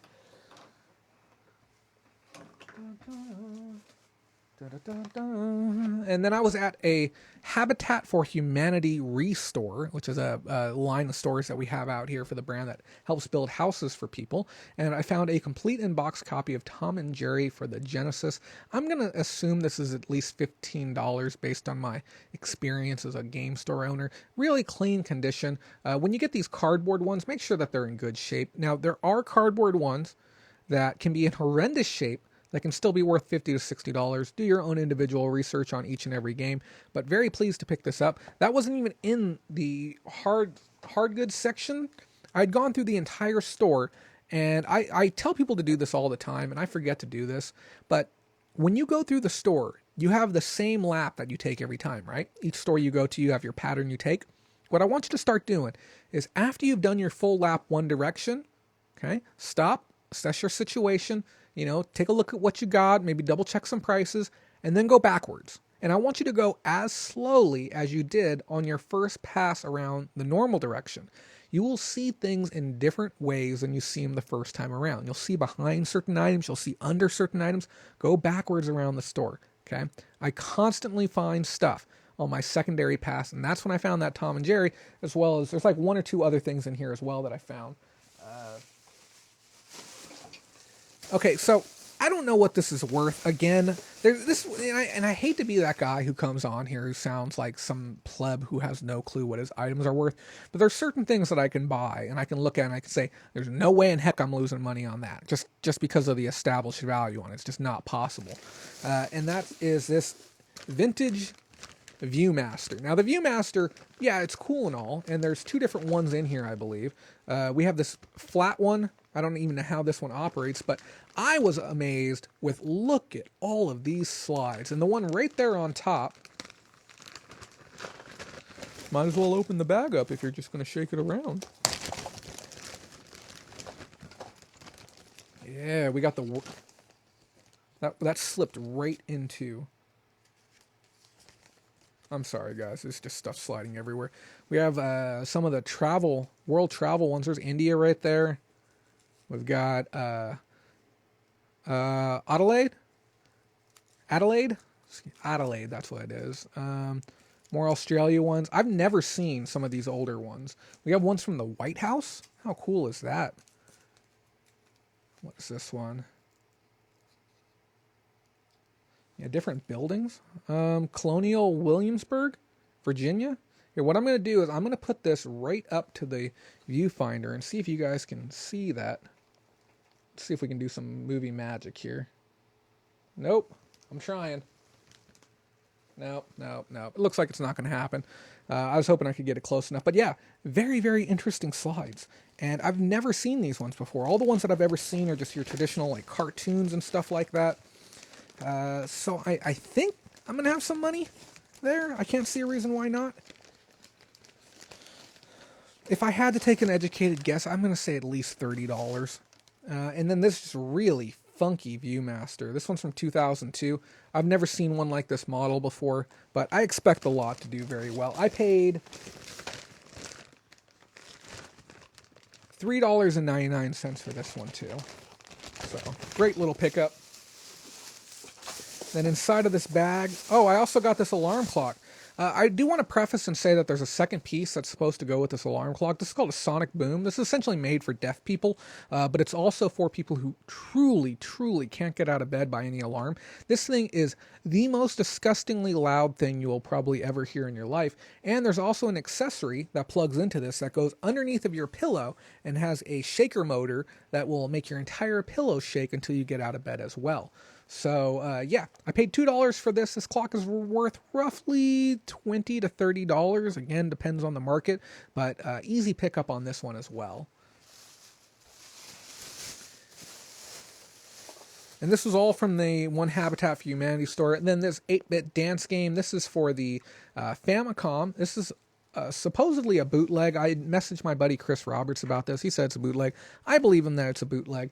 Can't find any information on this bootleg though, which means I might be able to get a few more dollars for it than just your, I don't know, your low value whatever game, just because this one, even as a period bootleg, could be worth some money. And then this is a Ninja 16-ounce blender container holder, something to that effect. What's real weird about this one is this was my first time ever buying one of these, but it wasn't this one that I bought. The store that I went to before this, I had bought 2 of these. Okay, first time I had ever seen them, and then the very next store I went to, I found one more. Absolutely crazy. These are worth roughly $15 a piece, sometimes as high as $20. I have 3 of them. You'll see the other 2 here in just a second. They're all in comparable condition. They may get listed as a lot. It's going to depend on their weight. If I can ship individuals first class, I won't be lotting them up together.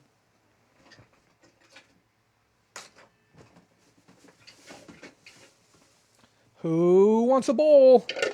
I bought these bowls. I had messaged the patrons regarding these because I was unsure on these. These are splatter or splash bowls. They're great for coffee tables. Throw some fruit in them or something. They have a lot of character to them. I have 1 in green and then I have 3 in white. I paid $2.99 a piece for these. These are most likely going to get sent out to Amazon as long as they're not nicked up or marred or anything like that. I expect to get probably about $30 a piece for them on the back end. It's just going to be the most economical way of handling these just because of the weight on them. They are a bit heavy. They're made of, I don't know, it's just a really dense plastic. Yeah, it doesn't even have the plastic coat on the back, but it's a particularly dense bowl. So, yeah, the green one definitely reminded me of that immediately. I don't know, it's denser than melamine. But they're cool. If you want a bowl, send me a message. If you guys don't know, patrons can always get any of the items that I buy at cost. So if you see something you like, just let me know. I picked up some toys as well. Some of these are going directly to Susan because she likes Hello Kitty. So I got this one for you, Susan. Isn't that a cutie?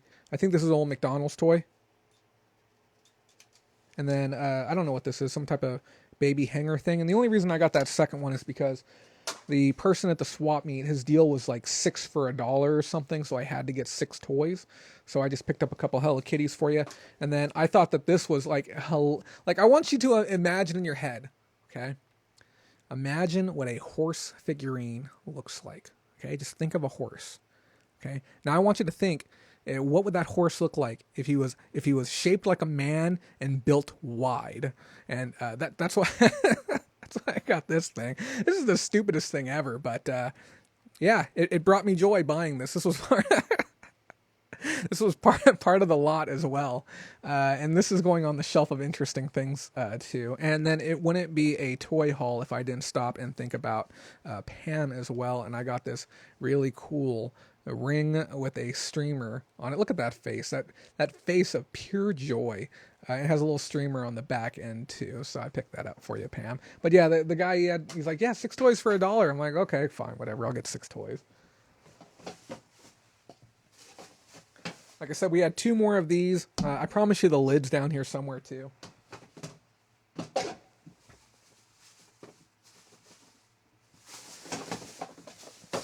We got a bag of goodies. So when I was at the swap meet, I what did I buy from this person? I bought a Wii, which we may be seeing a little bit later today. And then they also had this watch. Now, I don't normally deal in watches, but this thing looked really nice, and I thought I could go ahead and reband it. It's an Invicta Specialty Collection. This is a Trinite. It needs a little bit of repair. It says Flame Fusion Crystal on it, but really, really nice looking watch. And I don't know much. I know the brand is a fair brand. It's not like a top tier brand from what I remember. But I picked this up for $1. And I don't think I can lose money on $1. But I mean, crazier things are possible. But it just looks the part like it's going to be worth at least a few bucks. So, oh, you're very welcome, Pam.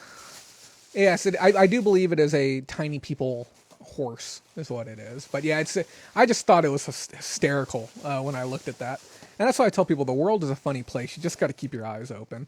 This is a Starbucks tea pitcher, and I picked this up for $2.99. Really nice style. I know somebody out there would want this to keep their tea in. It has a rubberized handle on the side.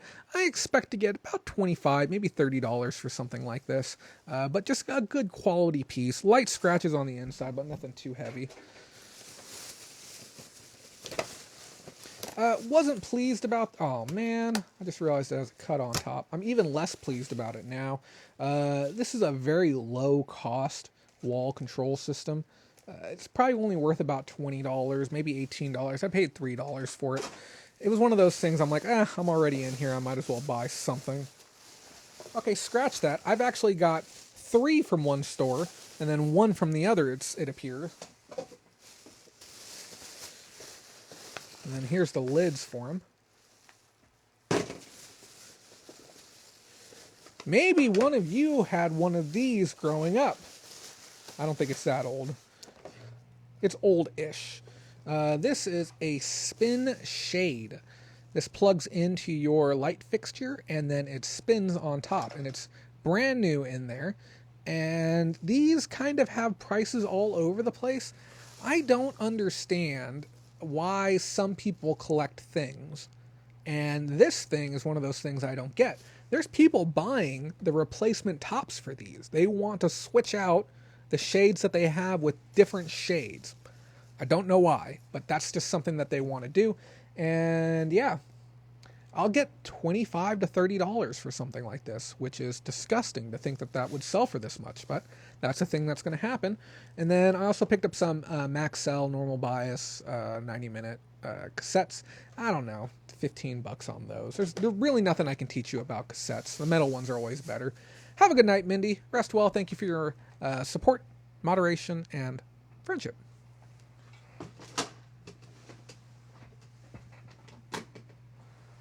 Okay, guys, you asked for it, and here it is. We're going to be taking a look at some of the items that I got from that estate sale. Now, we're not going to be looking at the items from the Clearout. That's still sitting in my backyard. Reasonable temperatures. Nothing's going to get destroyed. But we're going to be looking at the items that I picked up when I was there first, and I was kind of skimming off over the top. One of the first items I got, which, after doing further research, I probably shouldn't have bought them, but I'm complaining now, but I'm probably going to make a profit later and then take full credit and say that's exactly what I thought this entire time, is this a Chateau Orleans brand. This is a vase with champagne glasses inside of it. Now, I got 2 of these, and I paid $10 for the pair on them. And the lowest list price, this one was insane. The list price was $180. Now, the problem is there's no completed sales traction on this item. The active ones for similar ones, somewhere in the $60 to $80 price range. Some lunatics asking a little bit less. These appear to be brand new on the interior, but are going to require further inspection just to verify. But I don't see me losing money. I just see me working a little bit too hard to make the money.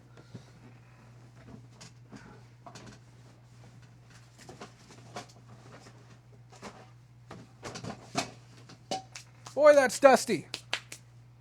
So one of the first things that I noticed when I had walked up to that yard sale was this lovely bag of coasters. Okay, and these are some vintage coasters, and they are from all around the world. And I looked at the lady, I believe it was Donna that I was working with at the time, and I said, "Hey, Donna, how much are those coasters?" And you know what she said? She said, "If you like them, you can just have them." I like you even more now. And she gave me this bag of coasters. I haven't even gone through. This is my first time even pulling coasters out of here. Because I honest to God, I do not do much with my items until I get them on air and I'm able to show them to you guys. But I thought I would show you a few. There's a bunch of that one right there. And I have a couple of different strategies as far as what I want to do with these coasters. One mindset says, don't be stupid. Look up every single one. Get as much money as you can for each individual one. And then I also have this other idea. And the other idea, this is a cool one. I like that one a lot. Because I know some of these coasters can get very expensive. I've seen coasters sell for over $100 before. One of the other ideas is to lay out maybe 70% of the coasters and say, hey, I'm selling an unpicked through collection of coasters that I found in an estate sale. Because apparently, if you have estate sale stuff and you put that in your title, it just makes everyone and their mother want that stuff. And then what I was going to do is I was going to put a pile of the other 30% in the corner and say, hey, you're getting to see all of this 70%, but here on the side is 30% of unpicked through, unshown coasters, which I'm not going to show, okay? I don't know what I'm dealing with. I'm not going to show them, but you're going to get these enclosed in a separate envelope with your order, and you get to look through them for the first time when you receive the envelope.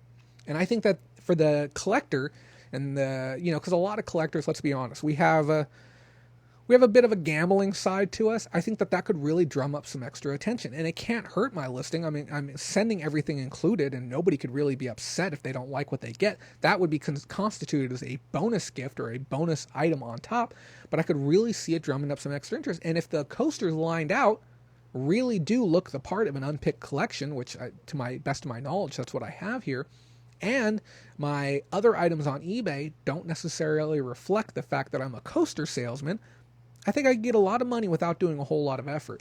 Now, this whole bag here, if I had to take a stab in the dark, okay, I'd be shocked if I got less than $100. Okay, it would just be a little bit surprising to me, but I guess anything's possible. Any of you guys ever sold coasters? Anyone got any insight or advice they want to shed on me regarding coasters? Check out this adorable tote I got. This was before totes were a thing. I might have showed this on air last time, but there was some contents in here. Susan, I got another item for you here, if you're still watching, which I know you are. But check this out. This may have to go to eBay, but I don't think it will. But I'm going to look it up anyways. This is a vintage Hello Kitty children's purse, and the year date on it, it's stamped out at 1976, second production 1985. So this is a remake of a 1976 item, redone 85. Great looking piece. Still has the original cord on it in fair shape. Isn't that adorable? Yeah, just needs a little bit of cleaning up, obviously, but that's another great item to have. And then when I picked up all those McDonald's toys, I actually picked up a handful of other vinyl toys that kind of caught my eye as well. I'm just going to empty everything out of this bag while I'm here.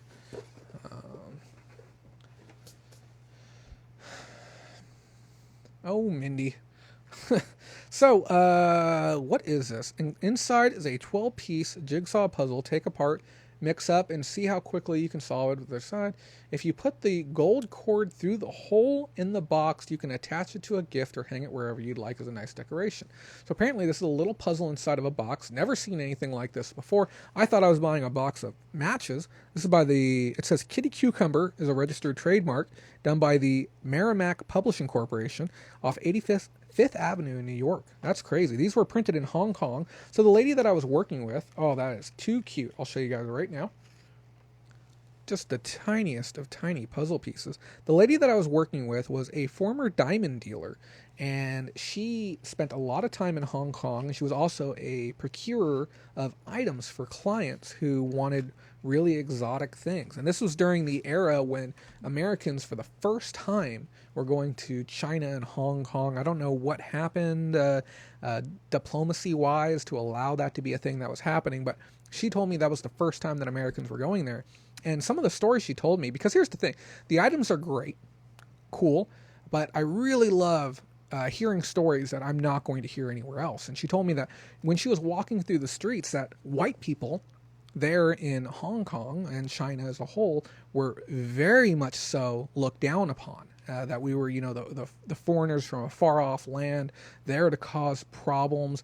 And she said that as she would walk down the street, that the Oriental men, and I'm just using that as a catch-all for Chinese or Japanese because I can't remember the exact place she was at. The Oriental men would spit on the ground behind her as she would walk by, and this would happen like for miles walking down the street. They would turn, spit on the ground because it's they felt that she had already like desecrated the land that she was walking on, and that just shows like just the amount of things that have changed just within her lifetime, and I can only imagine the number of things that are going to change in my lifetime. Like, I've said it before, there's only certain things I can talk about on this channel, but boy, are we in an interesting time right now. So this is clearly one of the items that she had acquired while she was in Hong Kong, because you won't see many things actually marked Hong Kong on them, especially nowadays. They're not necessarily known for exporting a whole lot of products, but this is interesting, 1985 type item as well. And then I got these travel playing cards. These, again, also made in Hong Kong. And, I may even send this out to my mother. My mother was born and raised in Hong Kong and immigrated here. Did the whole citizenship test and everything and all that good stuff. That is interesting. So I've never seen a Joker like that before. This is a very much so essential minimalistic style design on it. This is my first time opening these up. So this actually has translations on them, and it appears that it's on every single card. Oh, that is so cool. Oh, here we go. Where is the nearest post office? Oh man, I don't even know if I can read that in French. I'll give it my best go. But I really, really like the artwork on these. These are very cool. So here's the thing, guys, okay? I learned my lesson recently. I don't even want to bring up the item, but I learned my lesson. Sometimes when you connect with an item, it's best not to look the item up, because one of three things can happen. You can either look the item up and realize that it's worth nothing, and then as a reseller, disconnect a little bit from the item. You can look the item up, realize it's worth a fortune, and then have a very difficult time wanting to hang on to the item. Or you can look the item up and is what it is. This is one of those items that I'm not necessarily sure I would want to know the value of, because these appear unplayed, and I guarantee you there's going to be some demand out there for them. And if they're worth good money, I would feel bad keeping them. But if they're worthless, I don't know if I would cherish them the same. I know that sounds a little bit disgusting, but that part of being a reseller is we have to know the value of most things that we deal with. Où se trouve la poste la plus proche? Oh man, that is horrible. My gosh. I've been working that Duolingo recently too. I don't know if any of you guys are on that, but man, that bird, he gets feisty. I'll be honest with you. And that's for another project we have coming in the future, which we'll talk about here a little bit later. What's up, Tracy? Thanks for dropping on in. But yeah, very, very, very cool cards. I know I said I was going to go through some of this stuff fast, but when I first went there, I was literally building bags of things. I didn't open up, inspect much of anything. I was just throwing stuff in, getting big piles going, and getting great deals on everything, so I didn't give much thought to a lot of things. I picked up this little mini viewer. Maybe we can't pull this one off. See, when we had the old camera, we used to be able to pull this off. Oh, there we go. That's kind of working. Here, you guys we'll take you on hey, actually, I'll tell you what, let's zoom in. We'll really do this experience right. Let me get this camera straightened up a little bit. We guys got this? We got this? Oh my gosh.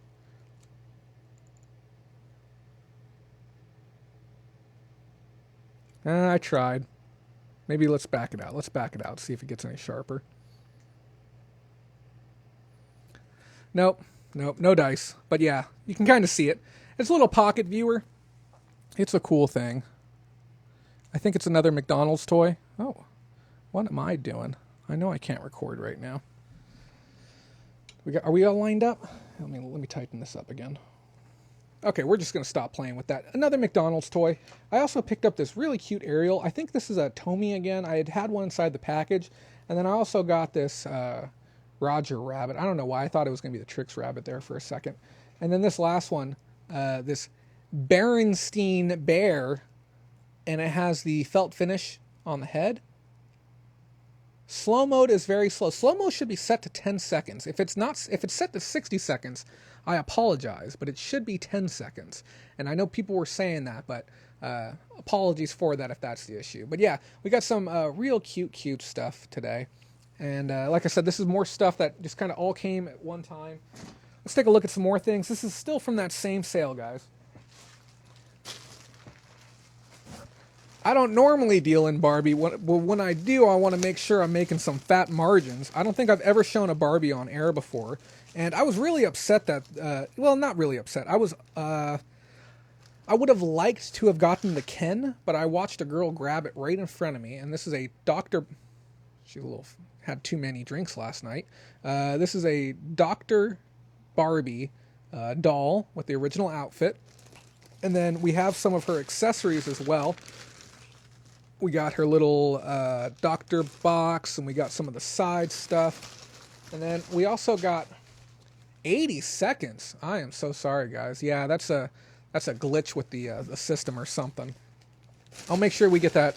Actually, let me see. I might be able to fix that right now. Let me check. Ingestion settings. Info and settings. Give me 1 second, guys. I'm going to see if I can fix that.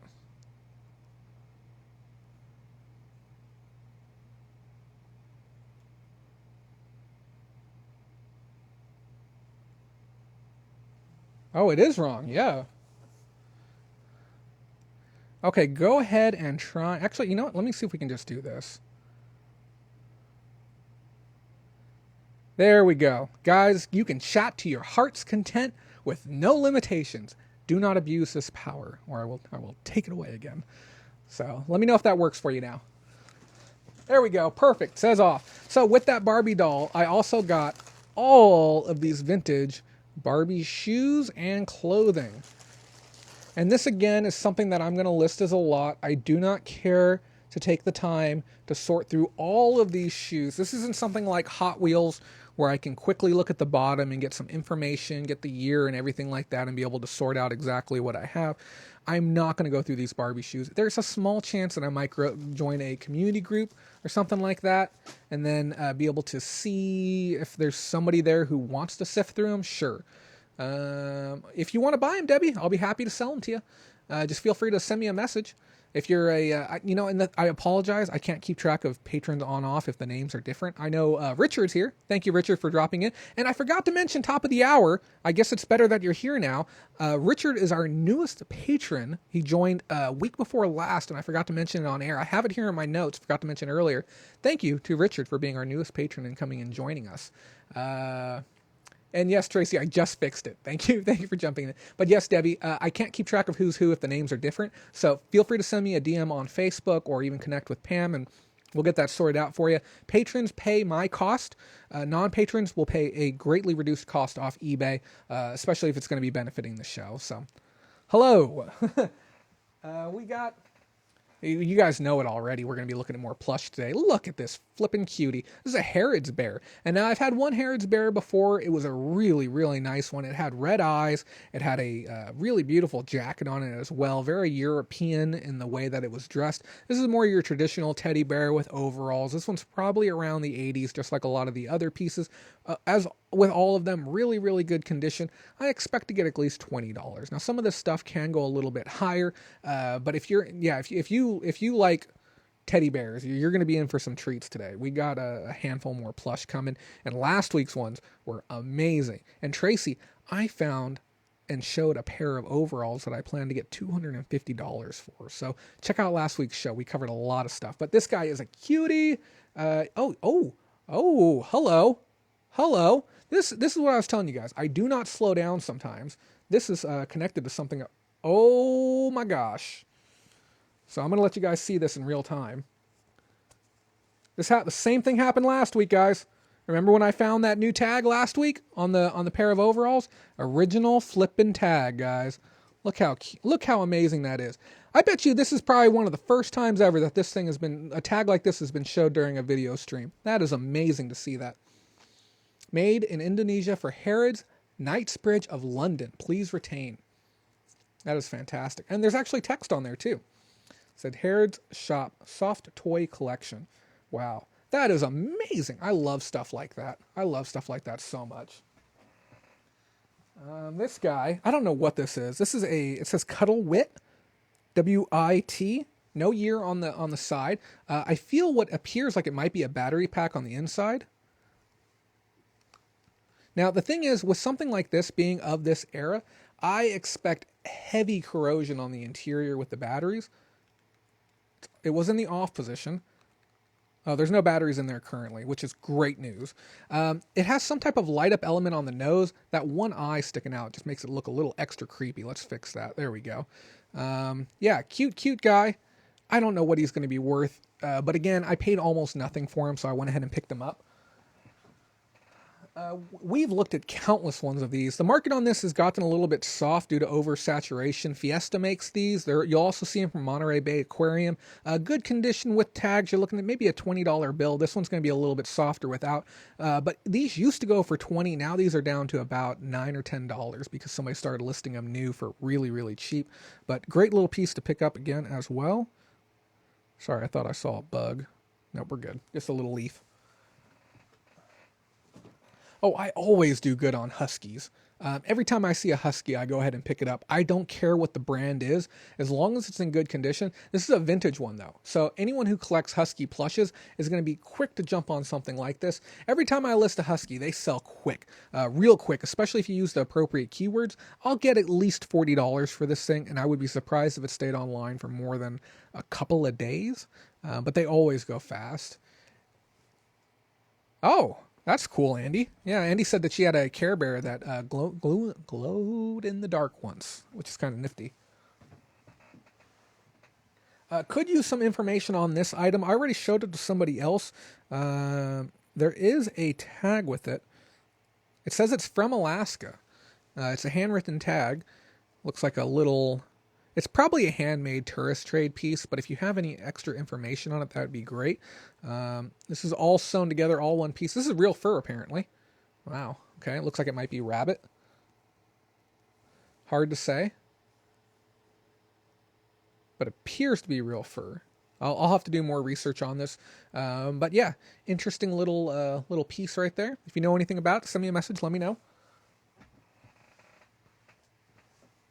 Oh boy, do I love finding vintage Dakin pieces, especially ones like this. Look, if you thought the last one was cute, guys, look at this guy right here. He looks grumpy and happy at the same time. We got the original plastic tag. You don't see those that often. And then this. Holy cow, guys, look at this. And like I said, some of the plush that I got is some of the finest examples in the world on some of these vintage pieces. You just don't see them like this anymore. This one says Nature Babies is the series. It says Small Huggy Bear Gray. That's crazy to think that this was considered a small stuffed animal at some time. But exceptionally soft fur. This has been the running theme with all the stuffed animals that I've been coming across, is that they're all very, very soft. They still have a lot of play. Just the wind alone is enough to make this fur move, which you don't see all too often. Now, if you get something like this and you are getting ready to list it, I would recommend fluffing the bear, the fur a bit, and maybe making sure that it's not... Okay, this guy's going to need a heavy dusting. I'm not going to do that again while I'm in here. I just moved it like this and just dust came flying out. So dust and clean your plush gently. And we're going to be doing some item restoration again here probably over the next week or two on Facebook. So stay tuned for that. We're going to talk about how to restore these bears up and stage them and get them ready for listing on eBay. And thank you, Lisa. I do think this is adorable.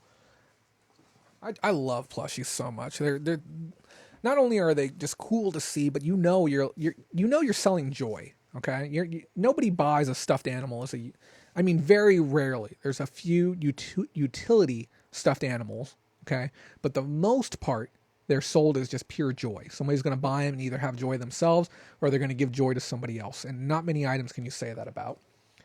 Picked up a art book. I paid $1 for this. It's about a $10 book, not a huge amount, but it's not an art book. It appears to be a hardcover graphic novel. It's in like new condition. It has one scar across the front here, which is unfortunate. But yeah, this is going to stay with me. I'm going to flip through it. And those of you who are curious, I still have all my other art books that I had. And yes, Joe, don't forget to hit the like button. Thank you for that friendly reminder. Lisa C says, or their kid had one and lost theirs. Yeah, this all came from that same estate sale. So what I'm thinking happened is, the kid had, it went to a girl.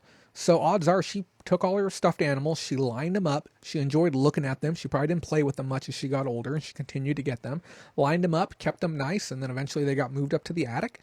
And then 20 years later, they got pulled down, and that's why we're finding them in such great condition. This is, honest to God, one of the best stuffed animal hauls that I've ever had.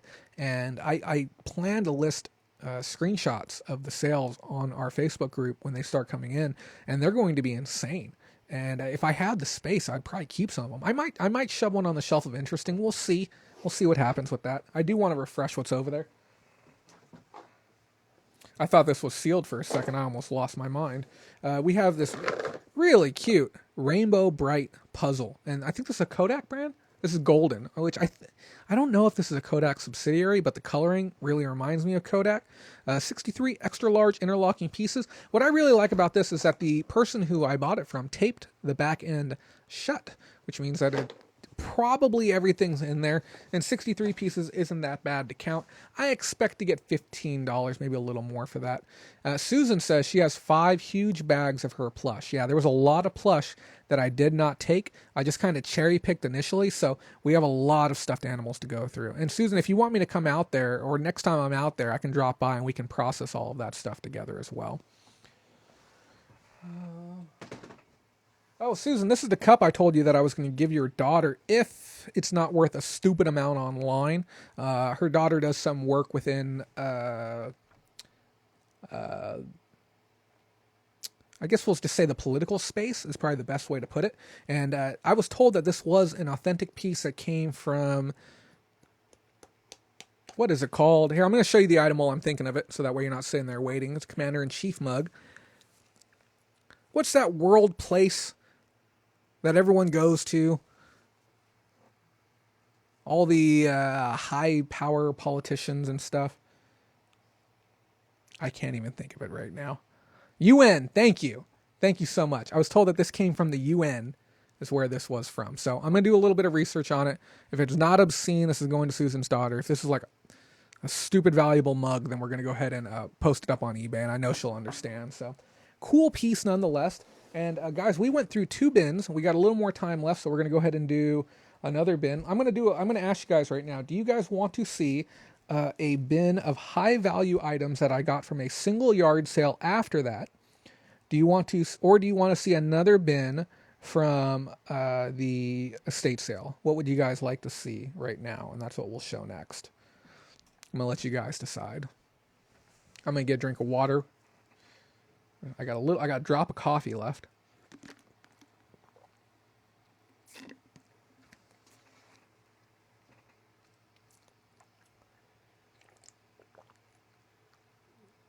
High price, both? Fine, we'll do both. Give me 60 seconds to clean up a little bit. I don't want to roll my wheels over anything of value here.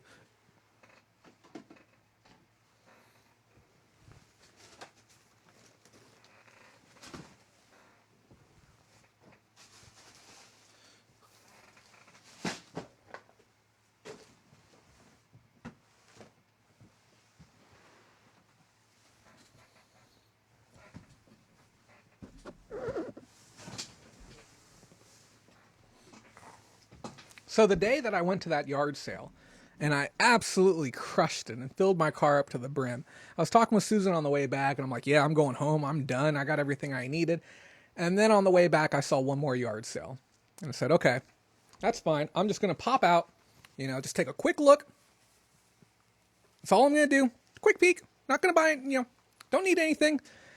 Ended up filling up a box. So we're going to look at a handful of items here really quick, and we got a story to boot with it as well. Some of the items are a little bit lackluster, but they're worth money. This is an easy transfer cable for Windows Vista. I think this was $20, give or take. I paid $1 for this. And all the items you're going to see right now all came from the same yard sale. This was a killer pickup. If you're a content creator and you're just looking for a quick solution for your video, camera, whatever type needs, if you're interested in this, send me a message. This is worth some bucks on Amazon. I'm going to look it up really quick and double check because I don't want to misquote. This was also $1 as well. Let me see. Where's my barcode at? There it is. Anyone having good sales on Amazon today? $126 today. Oh, this one requires approval. Uh-oh. So used... Oh, what? Okay, maybe this one isn't worth as much as I thought it was. I think I looked it up on eBay then. Just scratch that.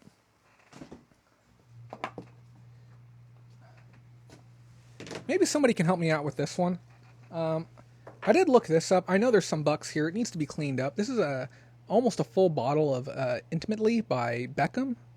And I think I'm going to get 20, maybe 30 bucks for that. But here's the one that really caught my eye. Was this, I believe it's a little compact container. And I think it's rose quartz is what it's made out of. And now I wouldn't believe that the interior was an actual, gold lining or even a gold plating lining. But this is a really, really nice box. And you can tell it's real stone too. I don't think it's lab created or anything like that. But it has the right cuts to it, and it's cool to the touch, which leads me to believe that it is an authentic piece. But I don't know much about these. I haven't dealt with them ever, but I paid $1 for this as well, so I said, to heck with it, why not?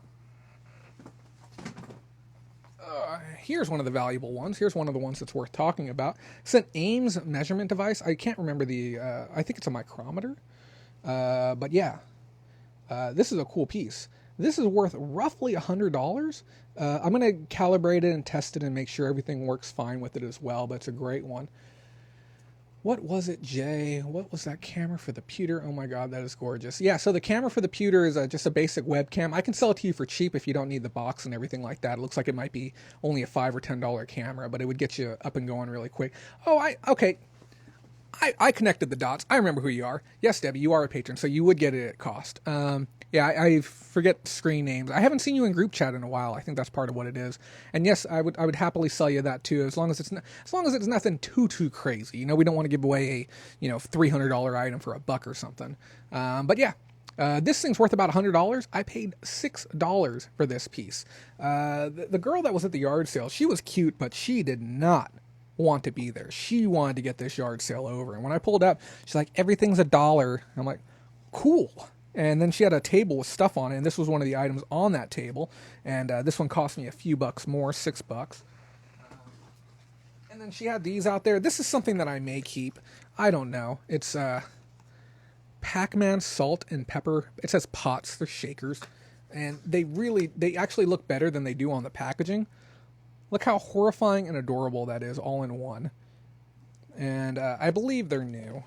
I'll show you the other one too, just for continuity.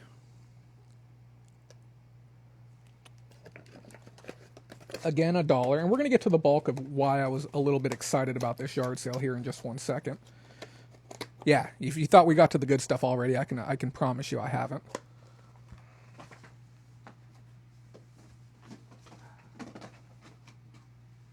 I picked these up purely for testing purposes. I think everyone should have a single game for every single console to be able to do testing when they do come across them. So I paid $2 for $1 on these. The Gex is worth, I think, $6 or $7. The Camelot's worth maybe $2 or $3. Nothing that you would ever list, but great for testing purposes. And then I picked up 4 sealed VHS tapes. One of the ones here, I think it's this one right here, has a list price of $12.99 per. And I got 3 of them, so it's going to be a nice, easy, multi-quantity listing to Amazon. Couldn't pass it up. I bought all 4 for $1 from this girl. Then I also got this Mac Airport. It's a router with all the cables. Again, $1. Some of these people, I don't know what it is. It's like I show up and they're like, hey, would you like a whole lot of free money? And I say this all the time. I'm like, yes, I would. And the people who aren't getting these incredible deals, I just don't know if it's a matter of you not putting the time in or not like talking with people or what. But those of you who don't know, at eBay Open this year, I will be doing a clinic on the topic of advanced negotiations. So if you would like to meet up with me when I do that, you can. And then we're going to be also recording it, and it's going to be a patron exclusive training program, because advanced negotiations, to be able to get the deals that you want to get, it's a very, very, very difficult thing to teach. I can't teach it on my own. I have to have somebody to be able to work with, or somebody that I'm actually negotiating against, to be able to explain some of the nuances and, the mannerisms, the metaverbal, the mirroring, the reflecting, a lot of the elements that come from being a salesman that you have to utilize to be able to get great pricing on items that you're working with. I'll get at least $20 on this. Now, I walk over to the corner of this yard, and I see this box sitting there. And I start going through the box, and I ask her, it's a box full of ties. You're going to see here we got a handful of ties. And I say, hey, how much are you wanting on these ties? She's like, well, $1 each. And I'm like, no. I'm like, what about if I buy all the ties? Okay? And the reason I asked her that is because on top, I saw 2 hats. Okay? And this is the first one that I saw. It's a little, I don't know, I don't want to say Frenchy, but this European style hat. I can't remember the name of it off the top of my head. And I see this 2-panel design. And remember what we talk about, guys. I always say this. If you see something that's unique, something that's interesting, something that's a little bit different, it always warrants extra investigation. And I see this 2-panel design. And I'm like, okay, that's not easy to do. I know for a fact that's not easy to do. A beret, thank you. And Nate Rick says, ask and you shall receive. And you know what I say? I say a closed mouth never gets fed. Okay, so you got to be willing to open that mouth up and try for it at least. But make sure you don't offend people. It's a balancing act.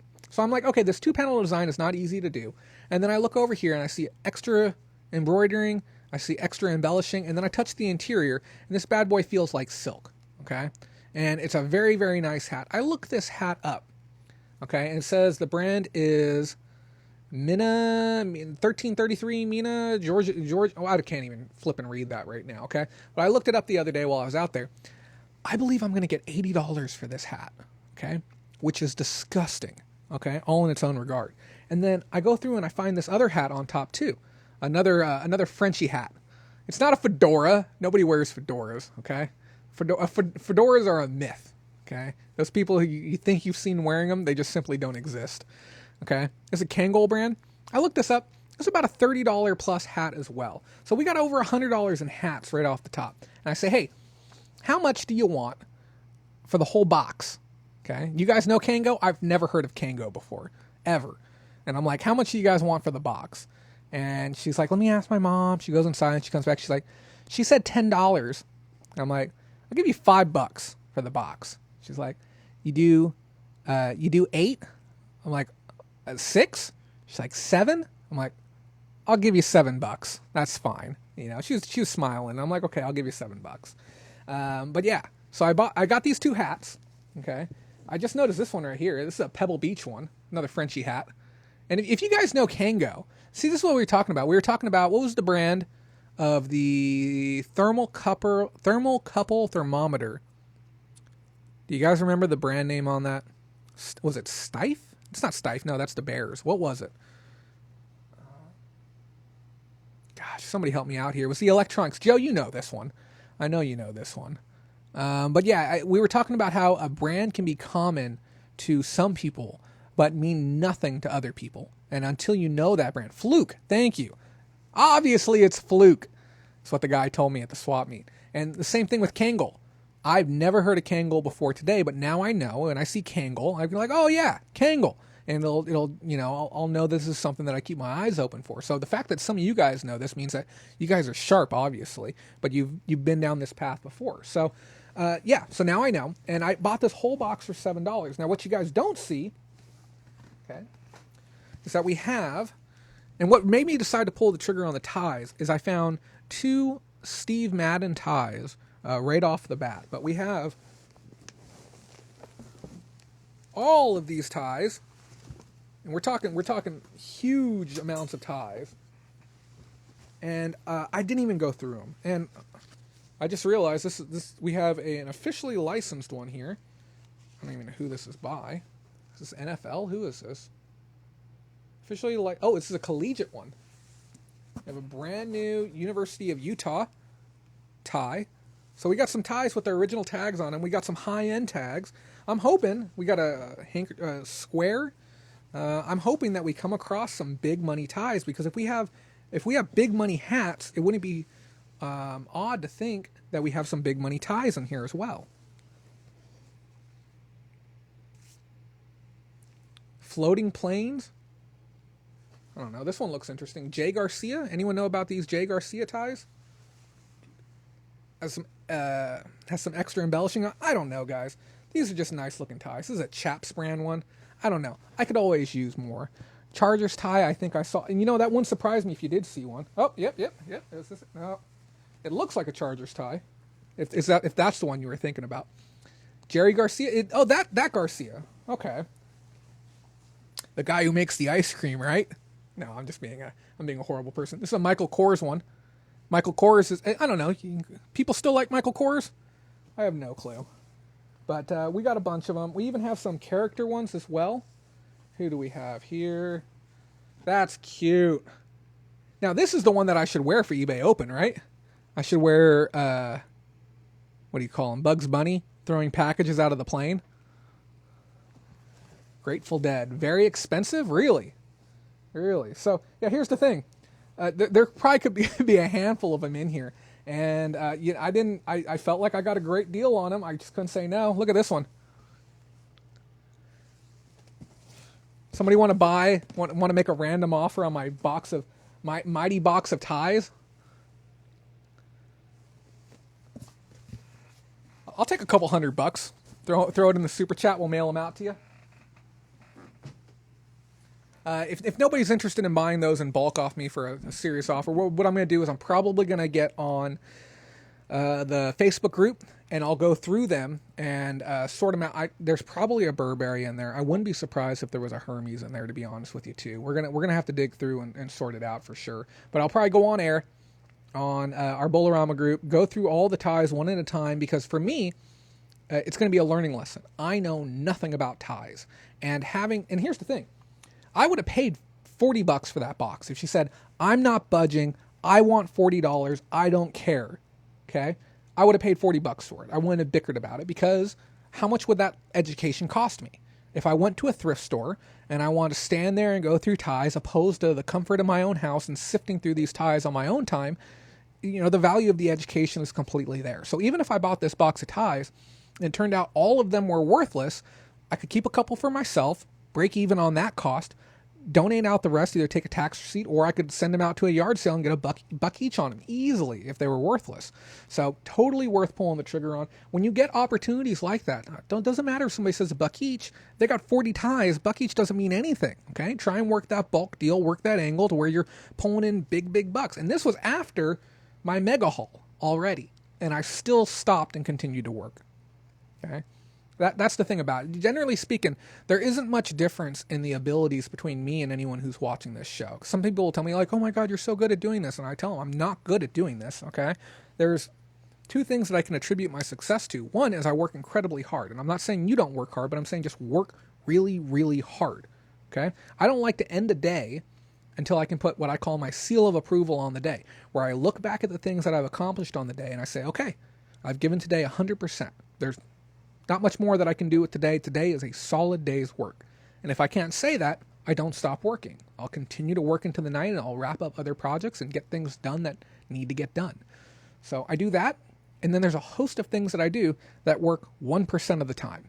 1% of the time, I'll connect the dots on some type of sales pitch, some alternative close, some type of upsell, something that works 1% of the time. But I have like 300 or 400 of those things that I do that work 1% of the time. So, like with that lady that I bought her whole contents of her yard sale out, you might proposition 50 people before one person says yes to you. But what does it cost you to proposition 50 people for that? Or you try and do a bulk deal on ties. It doesn't hurt anything. You might as well go for it. You might do some type of trade arrangement. You can say, hey, I'll be happy to, offer you this amount, but I can also help you out with that. Or, I see that you have a bunch of this stuff. I don't know if you're a collector of it. I picked up one earlier. I'd be happy to work out some type of trade deal with you. Is it gonna hit the sweet spot every time? No. Okay. But if you have enough of these tools under your tool belt, you can do good. Joe 30725 says, yep, don't give up. You can hit 20 places, buy nothing, then jackpot pays for it all. Exactly. And Future Fortune says, I just can't leave money on the table. And that's one of those other things too, is that we have to ask ourselves, how much money does it cost to make the money that we're going to make? I think we lose sight of the expense of doing business often. I look at my roommate, and we talk about him often, okay, because he's in the process of failing right now. I may have to evict him, which is unfortunate, and he is telling me that he can't get ahead because he just doesn't have the funds to get ahead. I ran 3 ads on Craigslist that cost me a total of $9 to run. $3 per ad for my town here. Okay. I have a return on investment on that right around $800 at this point for my $3 spent in ad or $9 spent in ads. Okay. And those ads I can continue to renew, and they're going to stay up for the next 30 to 60 days before they get completely bumped off the site. Okay. Sometimes a little bit of money expenditure and a little bit of logic can make you a fortune. And the way that I did that is I did a video. I don't know why no one's watching that video. It only has 200 views. I talk, the video is within the training playlist and says how you can make more money without even leaving the house. And I show how to make these really high quality ads. I had somebody today tell me, they specifically said to my face, I called you because you looked more legitimate than everyone else. Okay. And that same ad I repurposed for one of our patrons. Hi, you know who you are. I had a great talk with you the other day. And if you're a patron, I'll make the ad for you and you can run it in your own town. And it made me, no BS, this week alone, and I shared the screenshots within group chat, $300 or $400 with my first client. And then I met up with another client today, and I have 2 more lined up for this weekend. Tons of money. Does it work every time? Kind of, yeah. But again, it's another one of those 1% things. If you have 100 fields that you're good buying in, 100 categories where you can say, okay, now I know old ties are worth a lot. If anyone has a bin of old ties or a bin of modern ties, why not run an ad saying you buy ties? What's it hurt? Maybe one person a month might call you, but if you can get a $200 profit, what's the problem with that? Okay. Maybe you buy unused cassette tapes and you think, oh, well, heck, what's it take? 30 seconds to build an ad and then 10 seconds every other day to renew that ad? Why aren't you doing it? What if I could show you software that's $30 a month that could automate your entire backend, and you load your ads in one time. Every morning you wake up, you walk over to the computer, you click your button and you walk away. It does all of the work for you. Okay. And this is what I'm talking about. I genuinely, easily $2,000 a week without leaving my front door. Okay. Without a problem.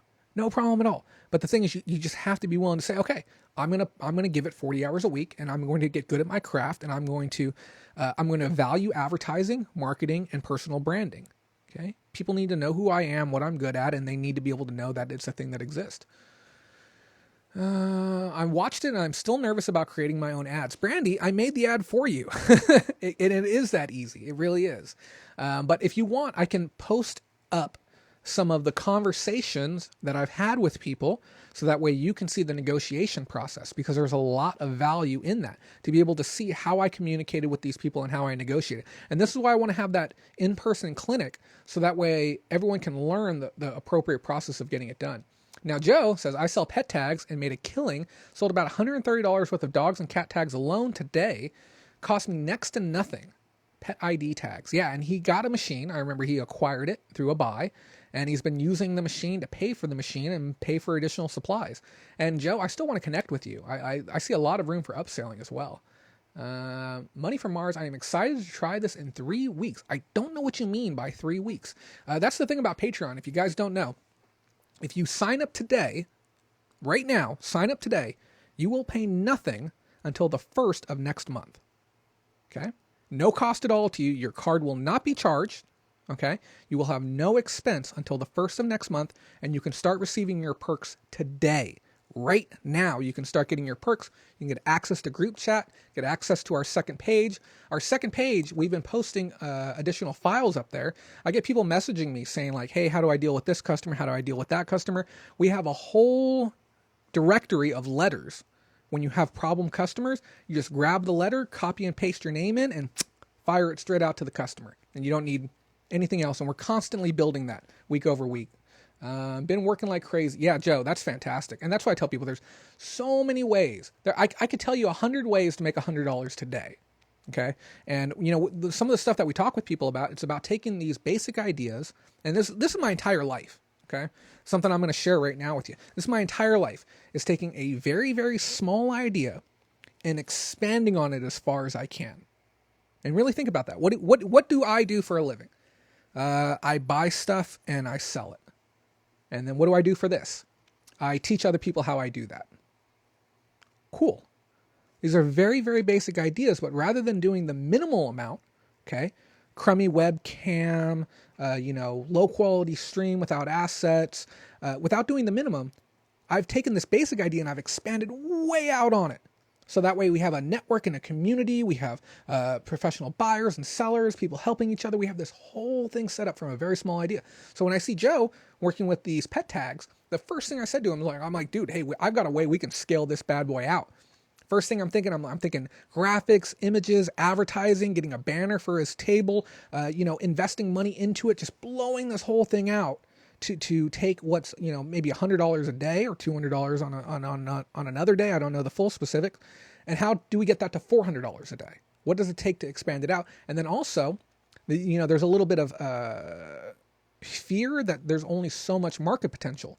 You maybe only have so many customers per market. How do we maximize the dollar value per client while we have them? Because somebody isn't very likely to buy a new set of tags every year. So what do we do to get them to buy new ones if they already have ones? What do we get them to do to spend more money while they're already there? How much money do we invest into leashes, into collars, and maybe RFID chips within the tags? What other forms of revenue are there from this very small thing?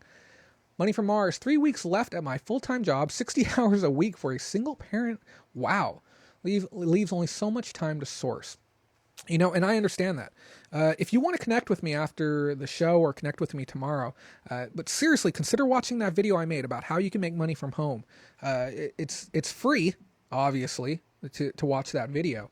But the tools in there, there's no reason why anyone in this country who lives in even a mildly well-populated town, or within close distance of a town with at least 100,000 or 200,000 people, can't be fully self-sufficient without even ever walking into a thrift store once. Truly. I did it in Fresno. I made an extra $60,000 last year part-time just running ads online. No BS. So let's look at some more items, because that's what you guys are here for, right? Nope. I know half of you guys are here for the items. So you guys remember, we just looked at a Rainbow Bright piece. I believe this is another Rainbow Bright piece. I can't say for sure. Almost positive. Some type of little play center. Maybe it might even be a tunnel. I'm going to look at the tags here. This says Hallmark. Okay. Oh, yeah, look at that. That is flippin' cute. Some type of pouch. I've learned from previous experience, spiders like to hide inside of pouches. Don't blindly stick your hand inside of there. Okay, so yeah, cute little Rainbow Bright pouch pillow. I think it seconds as a pillow for a child. And then check this out. This is another accessory. These are the types of accessories you will never see just casually about. And if you do, they're never in this kind of condition. This is unbelievably good condition. Look how vibrant this yellow is. Okay, this is from 1983. How insane is that? Great looking piece. And then we also have some of the smaller accessories. It's a branded Hallmark, 1983 as well. Hallmark 1983. Oh, that's adorable. I think this would be for like your doll. So I guess this is some type of sleepover set. You might, it appears you'll lay this down on the ground, then you'll have the rainbow over your head. You tuck the pillow inside of the rainbow, and then you take your nap there. It's the cutest darn thing I think I've ever seen. Then we got some type of...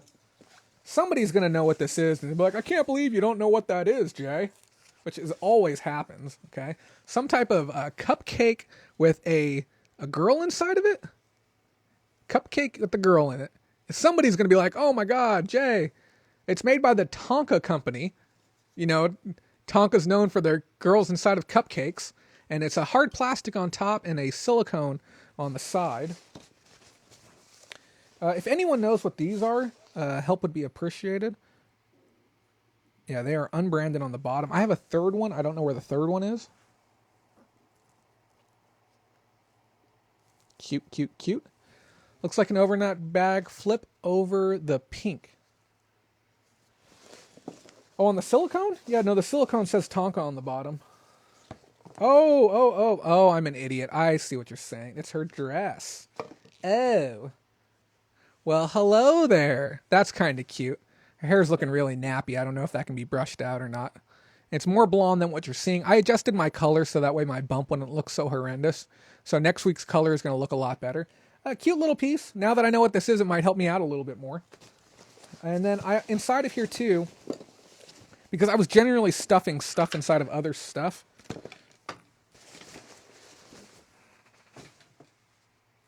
We have some eyeglass cases. We got Dior. We have Versace. Oh, I forgot about that. I bought something with this. We got this one just has some Return to Doctor frames. I don't know what those are, tester frames. This one here has a very expensive clip-on assembly. I have the pouch for these and another. There's two different pairs of clip-ons here. I believe these are $30 or $40 clip-ons. And I got these with the eyeglass cases. And then this last eyeglass case is a second Versace one. So we have Versace in two different styles. Okay, I think these Versace ones are only worth about $10 to $15 each. The clip-ons is where the money is really at. So, again, nice pickups. I picked this up. Don't know why. I think it was cheap. Maybe I'm going to use this for eBay Open. And I've heard the name before. This is Oleg Cassini. I believe that's what it is. Some type of garment travel bag is what I believe it is. And I could have sworn I've heard that name. Somewhere at some point. I don't think this is a cheap piece. It just needs a little bit of cleaning. And I wouldn't be surprised if there was something in here. We can definitely take a peek too. Have you guys heard of Oleg Cassini? I'm really worried about spiders, guys. You have no idea.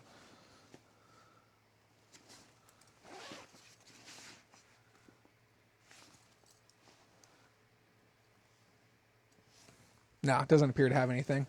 Future fortunes, have a good night. Understand and enjoy your evening. Hope all is well.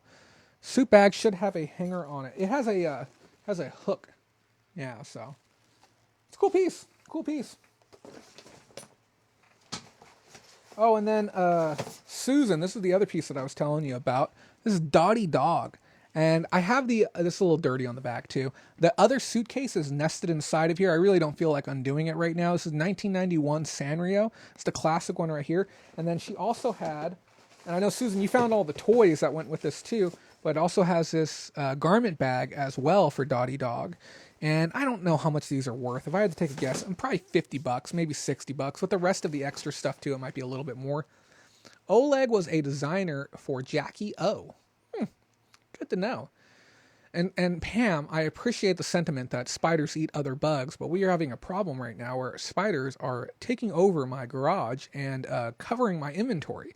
So we are having exterminators come out this week so that we can handle that, and then we're going to insulate the garage. The last thing I want to do is mail somebody a spider. Yes, for a suit, that was high to buy new, but is it. Not worth anything. Resell maybe $5. Okay, that's fine. That's fine. Win some, lose some. Thank you for that intel as well. Guys, we have another piece of original art. As far as I believe it's original, my eyes can sometimes deceive me, but I'm generally pretty decent at this. This is titled The Cunningham, and it's a beautiful, beautiful, beautiful piece. It's just very dusty on top. Here, we'll go and clean this up really quick.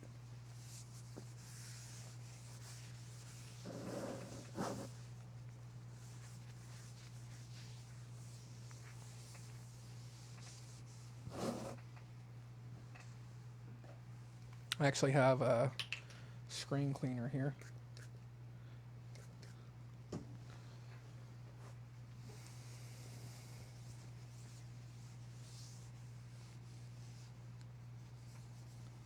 I'm not going to make it perfect, but I just want to at least uncover some of the artwork for you guys so you can get a better bead on. You know what? I think we are going to make it perfect just because I'm almost there already.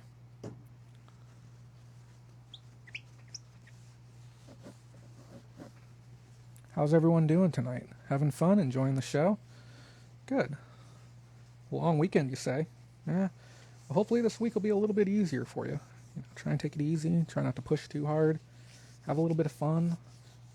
Remember, you only get one pass in life, and if you do it right, that's all you're ever really going to need.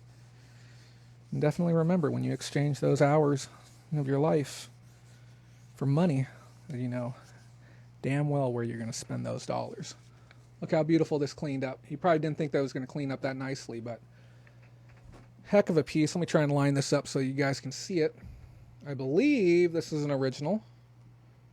And this was framed here in Bakersfield. It says a frame of mine on the back. I was told that this was part of some type of like special charity auction of some variety. It's very nice. It says N. Putney. N as in Nancy, Putney. That's... God, I can't remember my call signs. Papa, Umbrella, Tango, Nancy, Echo. What is Y? Yankee? Yeah. N isn't Nancy anymore. What is N for call signs? I can't even remember. Yeah, I still have to do a video on that topic as well. And it's pencil. It is pencil. Doing great. Unboxing a massive toy haul. Most toys from 1977. Good day to be an American. Every day is a great day to be an American. Brandy says, think about doing voiceover, maybe hypnosis tapes. I might someday. November, thank you. Thank you. So we have Papa, Umbrella, Tango, November, Echo, Yankee for the last name. Putney, Putney. If somebody wants to look it up, you're welcome to. If not, no harm, no foul. Gorgeous piece. I can actually see... Yeah, this is 100% real. I can see the relief on it. I'm going to go ahead and break my cardinal rule and zoom this in for you guys.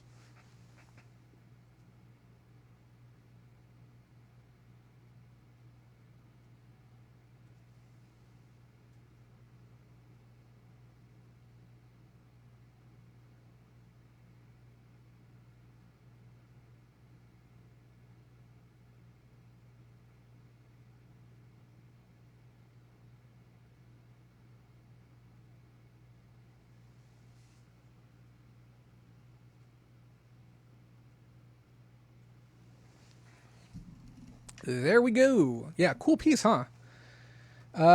She sold it to me for $1. So, I don't know what to say. Sometimes people are just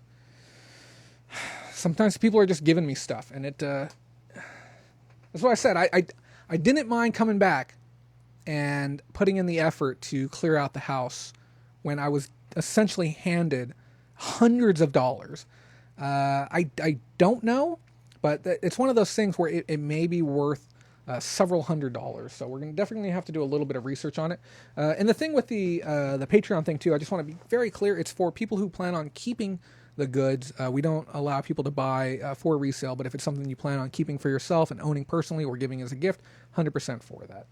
So, do you guys want one more box? We're pushing on 7:30 already, my time. So I'm going to leave it up to you if you want another box or not. If not, we're going to button this up for the evening.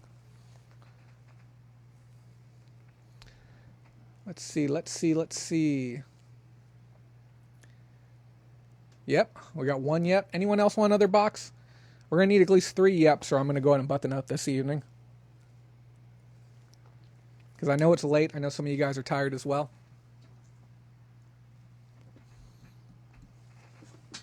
One more yep. But of course, okay. Last box, guys. We're going to go with the tiny one.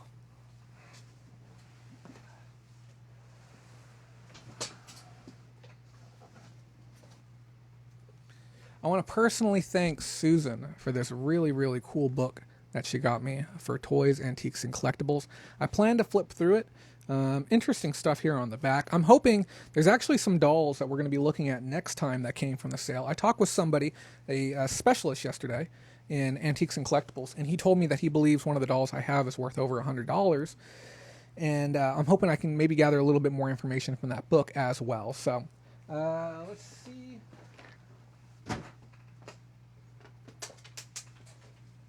We have very, very few items in this box, but that's okay. I'm about ready to button on up. We've got this interesting little bear from Ohio. These are some of the extra items that I found while we were doing the teardown that I felt like taking with me. It has a terry cloth finish on it. I found the eyes to be interesting, and then also has a hanger tab on it too. This is just something that really screams of the period. It's probably, where's it from? It's from China, but it's of the age. It's around the 80s. I could see somebody wanting to buy something like that as well. And then I also got this really, really cute Minnie. Something's wrong with her head though. I don't know what is up with this head. Well, she's looking sideways. Don't ask me why. That's how I think it's meant to be, or looking backwards. One or the other. It's just sewn on there that way. She has a backpack, and it also has straps too. Maybe this connects around somebody's waist, possibly. But it's a cute piece. It's interesting. Again, it's of the period. I expect to get some bucks for it. A little bit of writing on the interior, but not bad. And then also got this really super, super cute Garfield. He's going to need a little bit of cleaning on one of his ears, but Garfield stuff does okay. If you have something that's unique and a little bit different, something like this, I could see people paying up for it. I love the leather bottom or the faux leather bottoms on the feet, and then the fluffy finish on it too. It's a unique piece, again, of that period when Garfield was kind of a big deal.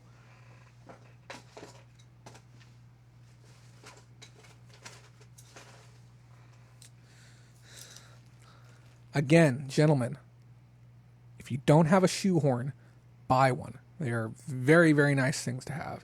She is a small backpack. Yeah, I just don't know what's up with her head. I picked up these necklaces too. This one appears to be handmade. The other one looks like it might be machine made.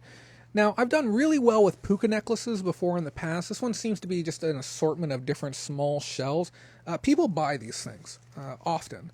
Okay, the higher the quality, the better. And then we have some other ones right here. I don't think it's going to be unreasonable to get anywhere between $30, maybe $40 just for this small assortment of necklaces. It could possibly go higher if I'm willing to take the time to figure out exactly what shells are there. If it was something that I ran into often enough, I certainly would probably be willing to invest more time into understanding and identifying the different necklaces that are there. And then I got this Beatrix Potter pillow music box. It does actually work still. I'm probably going to get $15 to $20, maybe a little bit more. This was part of a full bedding set. I also have the comforter over there that we're going to be looking at next week, and I picked out some select pieces just because the condition on some of the other ones weren't super desirable. Susan did acquire the rest of the items. I know she's going to do really well on them too. It's just for me, I did not want to put in the necessary time to get them up to the level that they would need to be saleable. While we were there, I picked up, let me show the small thing first. So we got three things. I picked up a bunch of these risers. These things are going to be absolutely amazing for listing inventory with. There's certain things that just need to be propped up, and then they're also going to be great on the shelves. We picked up 2 full boxes of these, probably somewhere in the area of about 60 units. Easy money on these risers, especially locally if advertised correctly to local shops, because they'll pay, $5-10 a pop for some of these things sometimes. And if you can offer some wholesale value in bulk, you're going to do good on them.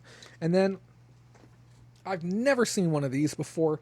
This is a keychain Ouija board, and this thing pops open. I haven't even opened this yet. Excuse me, this slides out. Oh, that's cool. It actually has the spirit finder, if you will, tucked inside of it, which is kind of interesting. Don't know what it's worth. Expect to make some bucks. Here we go. We're going to look at our last item, guys. It's another original piece of art. Absolutely shocked that they had this. It did not sell the day of or the second day, and we ended up getting it for free. Planchette.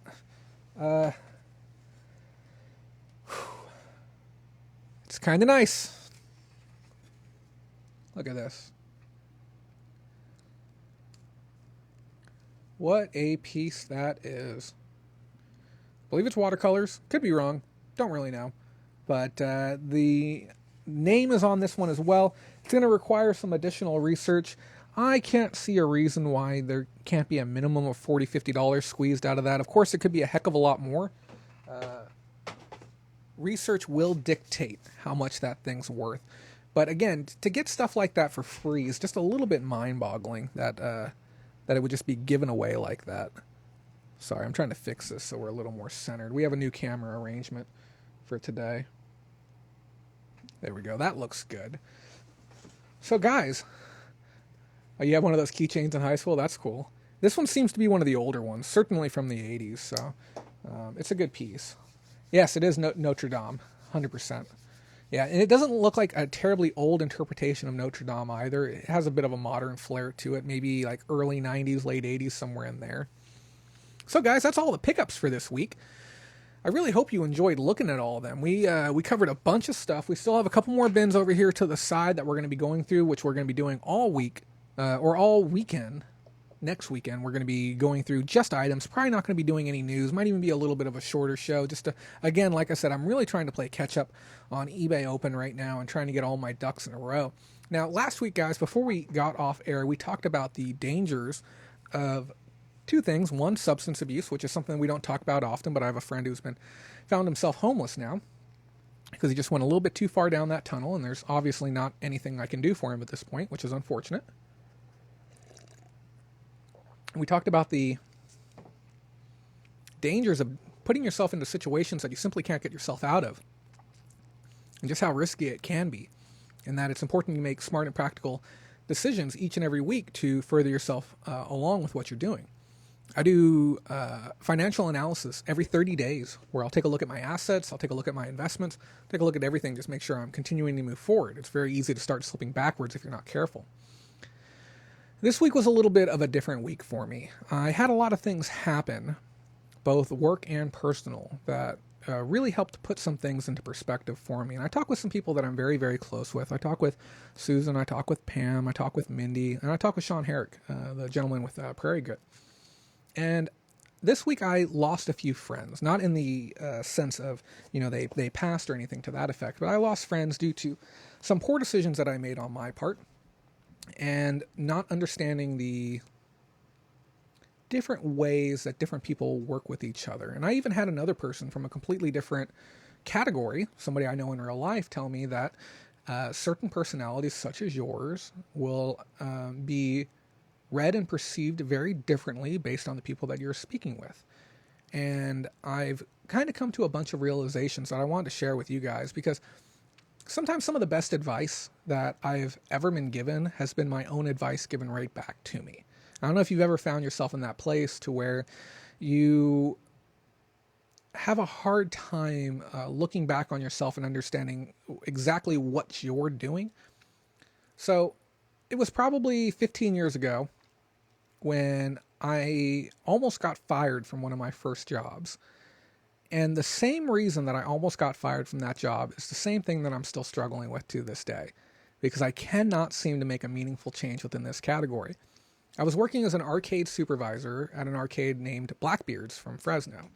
And inside of the arcade, I was responsible for making sure that the machines were working, the kids were happy, and if a machine didn't give out tickets, I would take care of it, and keeping the arcade clean, the bathroom clean, and stuff to that effect.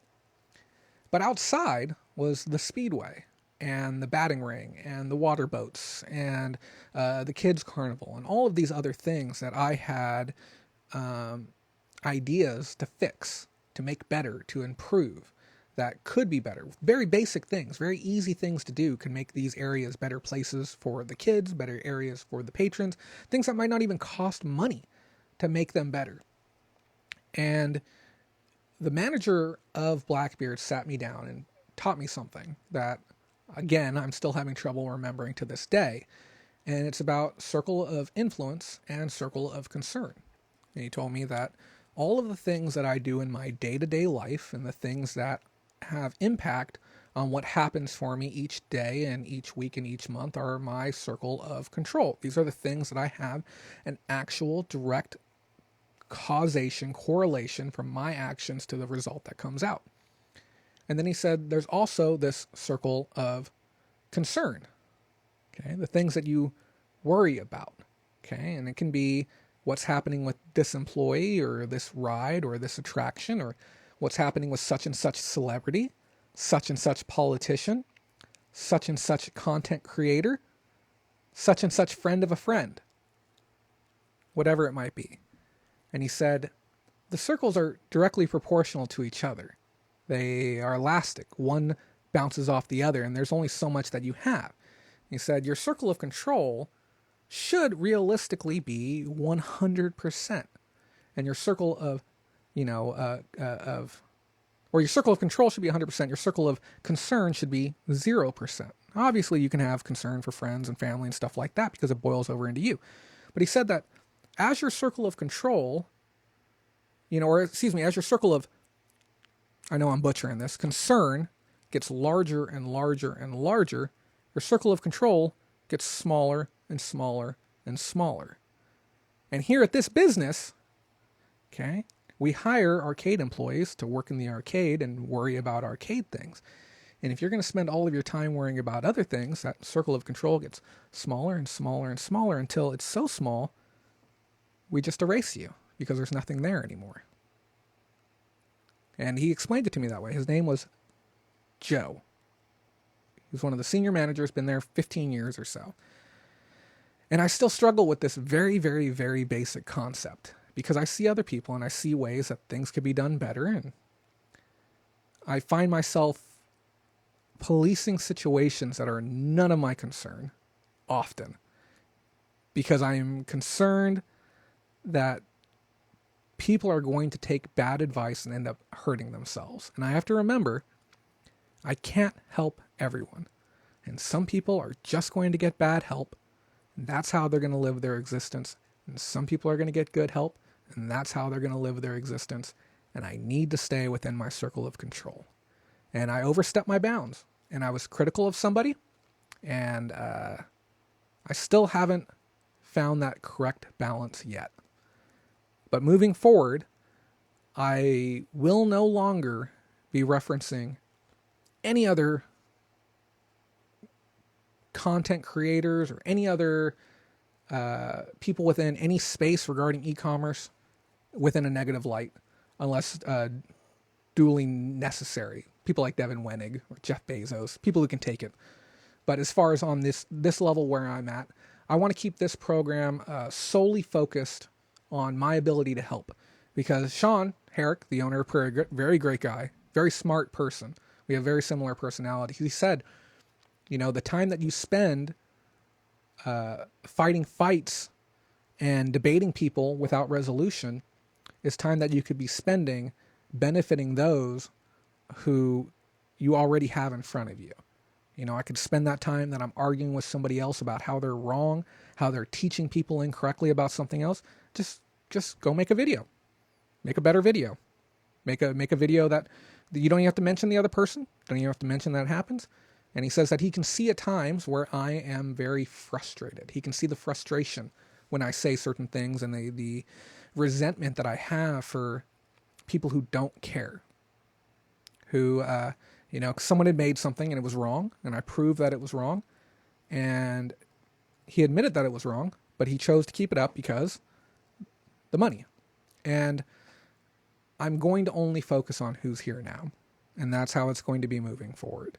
So if anyone asks for opinions regarding other people's videos, because I've been sent a lot of videos that have been incorrect, I will no longer be viewing them. I will no longer be giving insight. And if you'd like me to produce a video on a topic, just ask. I'd be happy to do it.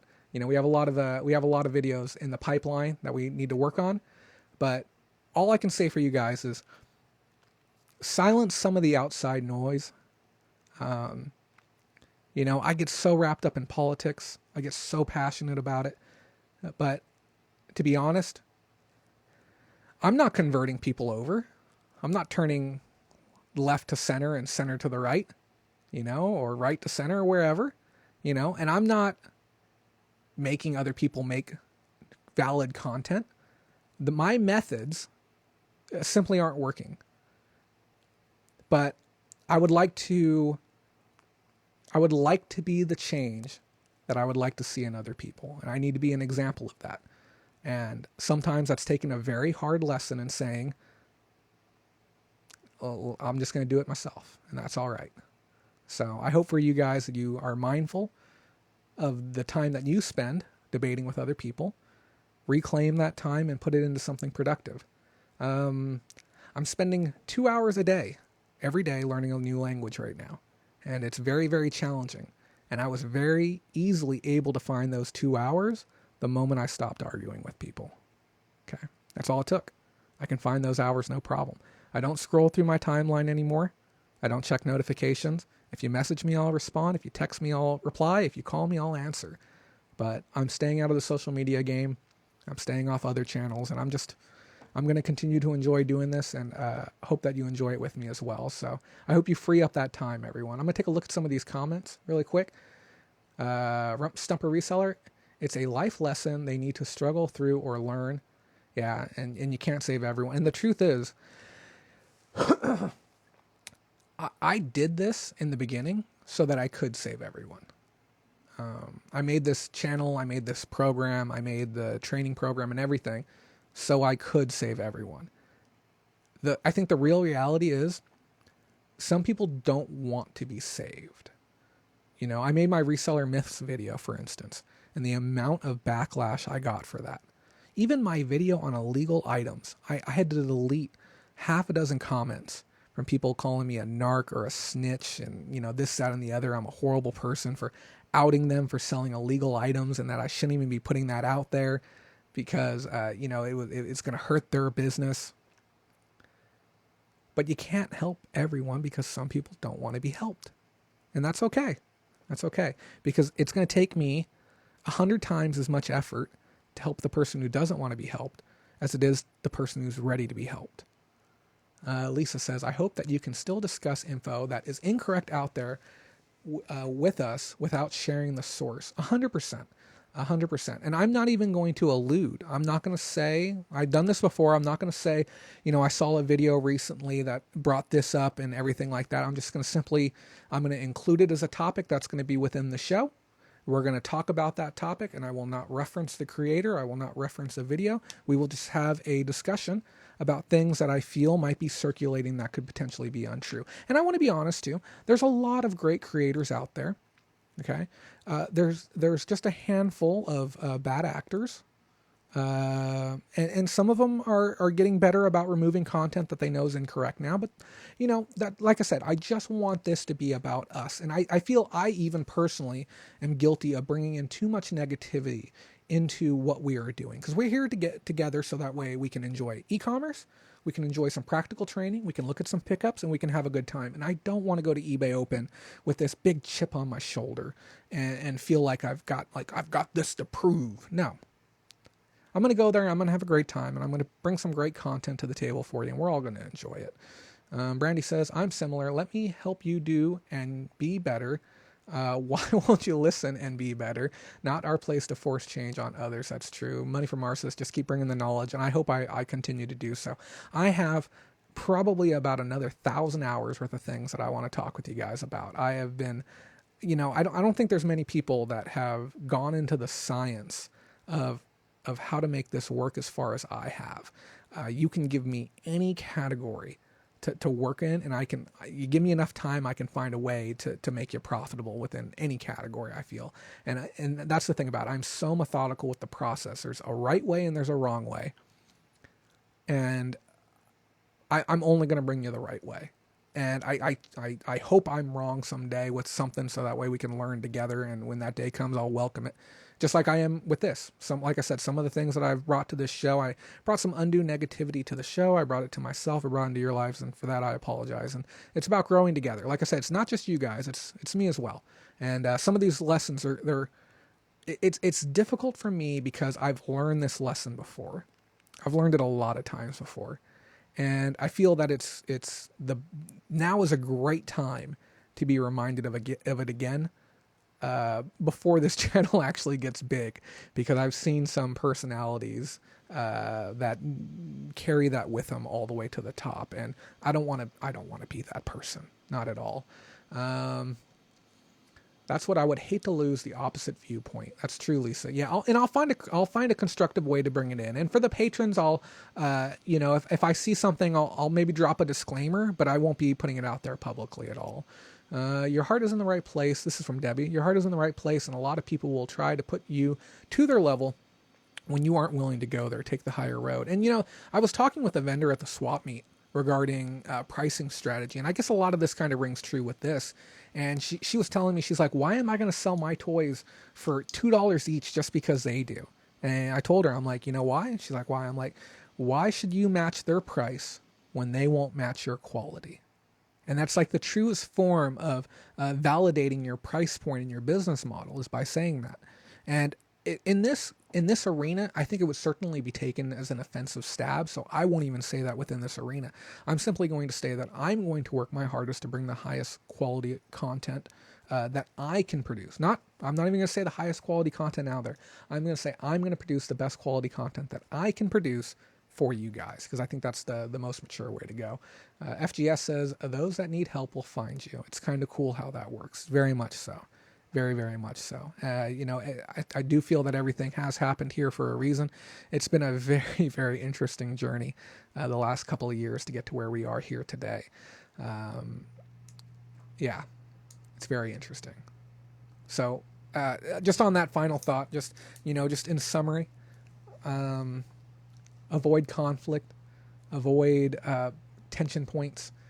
Try not to police everyone. And I'm saying these things to myself, but maybe even if just one of you, this rings true to you, I hope it helps you. Find those extra hours, invest them into something productive that's going to maybe bring you happiness. And if you can't find something that'll make you happy, find something that'll make you more productive or more intelligent or bring value to your life or the lives of those around you. It's a very cathartic experience.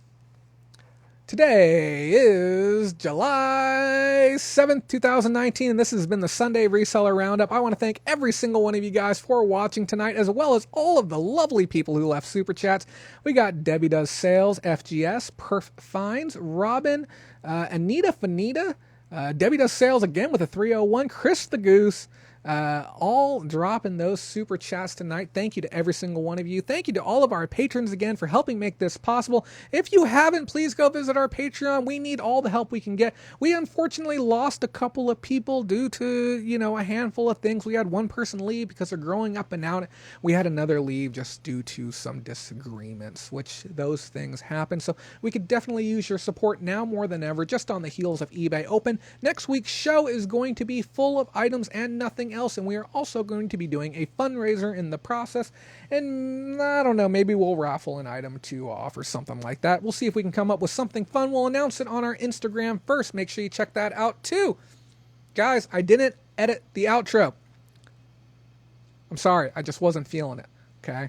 Hopefully I'll find the motivation this week if I start feeling better before the end of the week, and if I can find the time. Got to do the things that bring you the happiness first. So we're going to be watching version number 7 of the robot outro. If your name isn't in there, I apologize. Here, we'll go ahead and put the slide up one more time for you, so that way we can say thank you to those who... My switchboard is locked up. My computer's overheating right now. Give it a second, guys. I might not even be able to bring up the outro right now. This is going to be a bit tumultuous, to say the least. Let me see what I can do, guys. We might not be able to play the outro today. We will see what happens. My computer is locking up. Give me one moment, guys. How is everyone doing? There we go. We switched it on over. So let's just go ahead and say thank you to our patrons really, really quick. Let's try that one more time. Yeah, this computer, if you guys don't know, I need to update this computer too. So thank you to all of our patrons one more time. Extra special thank you to Pam, Matthew, Ashley, Anna and Joe, Allie, Lee James, Brandy, and Rob, as well as our newest patron, Richard. We definitely appreciate you guys being on board. If you'd like to join our Patreon community, link is on screen as well as in the description. Thank you for helping us reach that $1,135 total out of $3,000. Let's make this happen over the next 3 weeks. And as I said before, guys, if you don't see your name in the outro, I apologize. I did not edit it. But enjoy version 7 of the robot outro. If you've seen it before, no hard feelings, take off. But if nothing else, yeah. If you guys want to chat some more, continue this discussion, feel free to reach out to me after the show. Have a lovely night, and thank you so much again. Have a good week. And remember, if you don't make that money, someone else will. Man, oh man, was that a heck of a show that we just had. And I know what you're probably thinking. You're like, Jay, you were just here a second ago. You said you were going to roll the outro, and we're still talking. Why are we still talking if you said you were going to do the outro? Because this is the outro, and you didn't even realize it. Yeah, I know things don't always seem as they appear, but I thought I would make a little gaff of it, have a little bit of fun. So just like with the last one, 10 revisions. This is number 7. Of 10 that you're going to be seeing over the next 10 weeks. We've been doing this forever now. So I guess we'll start out as always and say thank you to our base level patrons. thank you to all of you for supporting the show for so long. Some of you guys have been around forever. I truly appreciate that. And then I also want to give a thank you to our premium level patrons, those of you who have been contributing even more to help keep us on air. Thank you to all of you as well. And it's going to be a little bit more difficult. Obviously, there's no green screen, but we're going to have a whole lot of fun with this. And lastly, we have our premium tier patrons, which I don't think we have any as of now. Well, if we do, place some right there, but I don't think we do. So thank you so much for watching, and just remember, your guys' continued support is what keeps me on air and keeps me working hard and keeps me digging up the truth, so that way we can all grow smarter and financially proficient together. That's about it. Have a great day.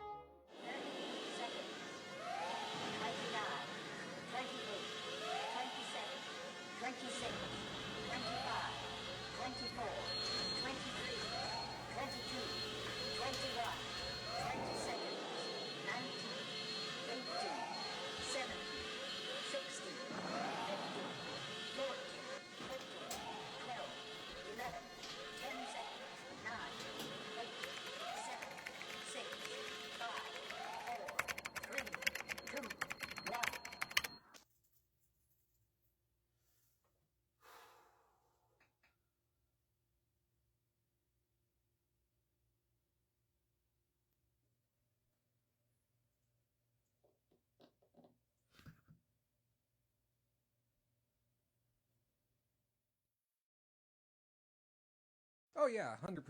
100%. Completely. Yep. No, I told him the same thing. I told him.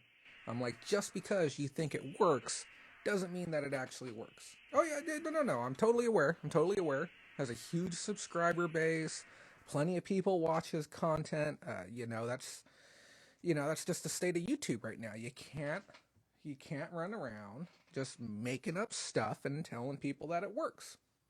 It's 2019. You have to be able to provide some type of evidence or proof for what you're saying. Otherwise, it's just a whole bunch of smoke and mirrors.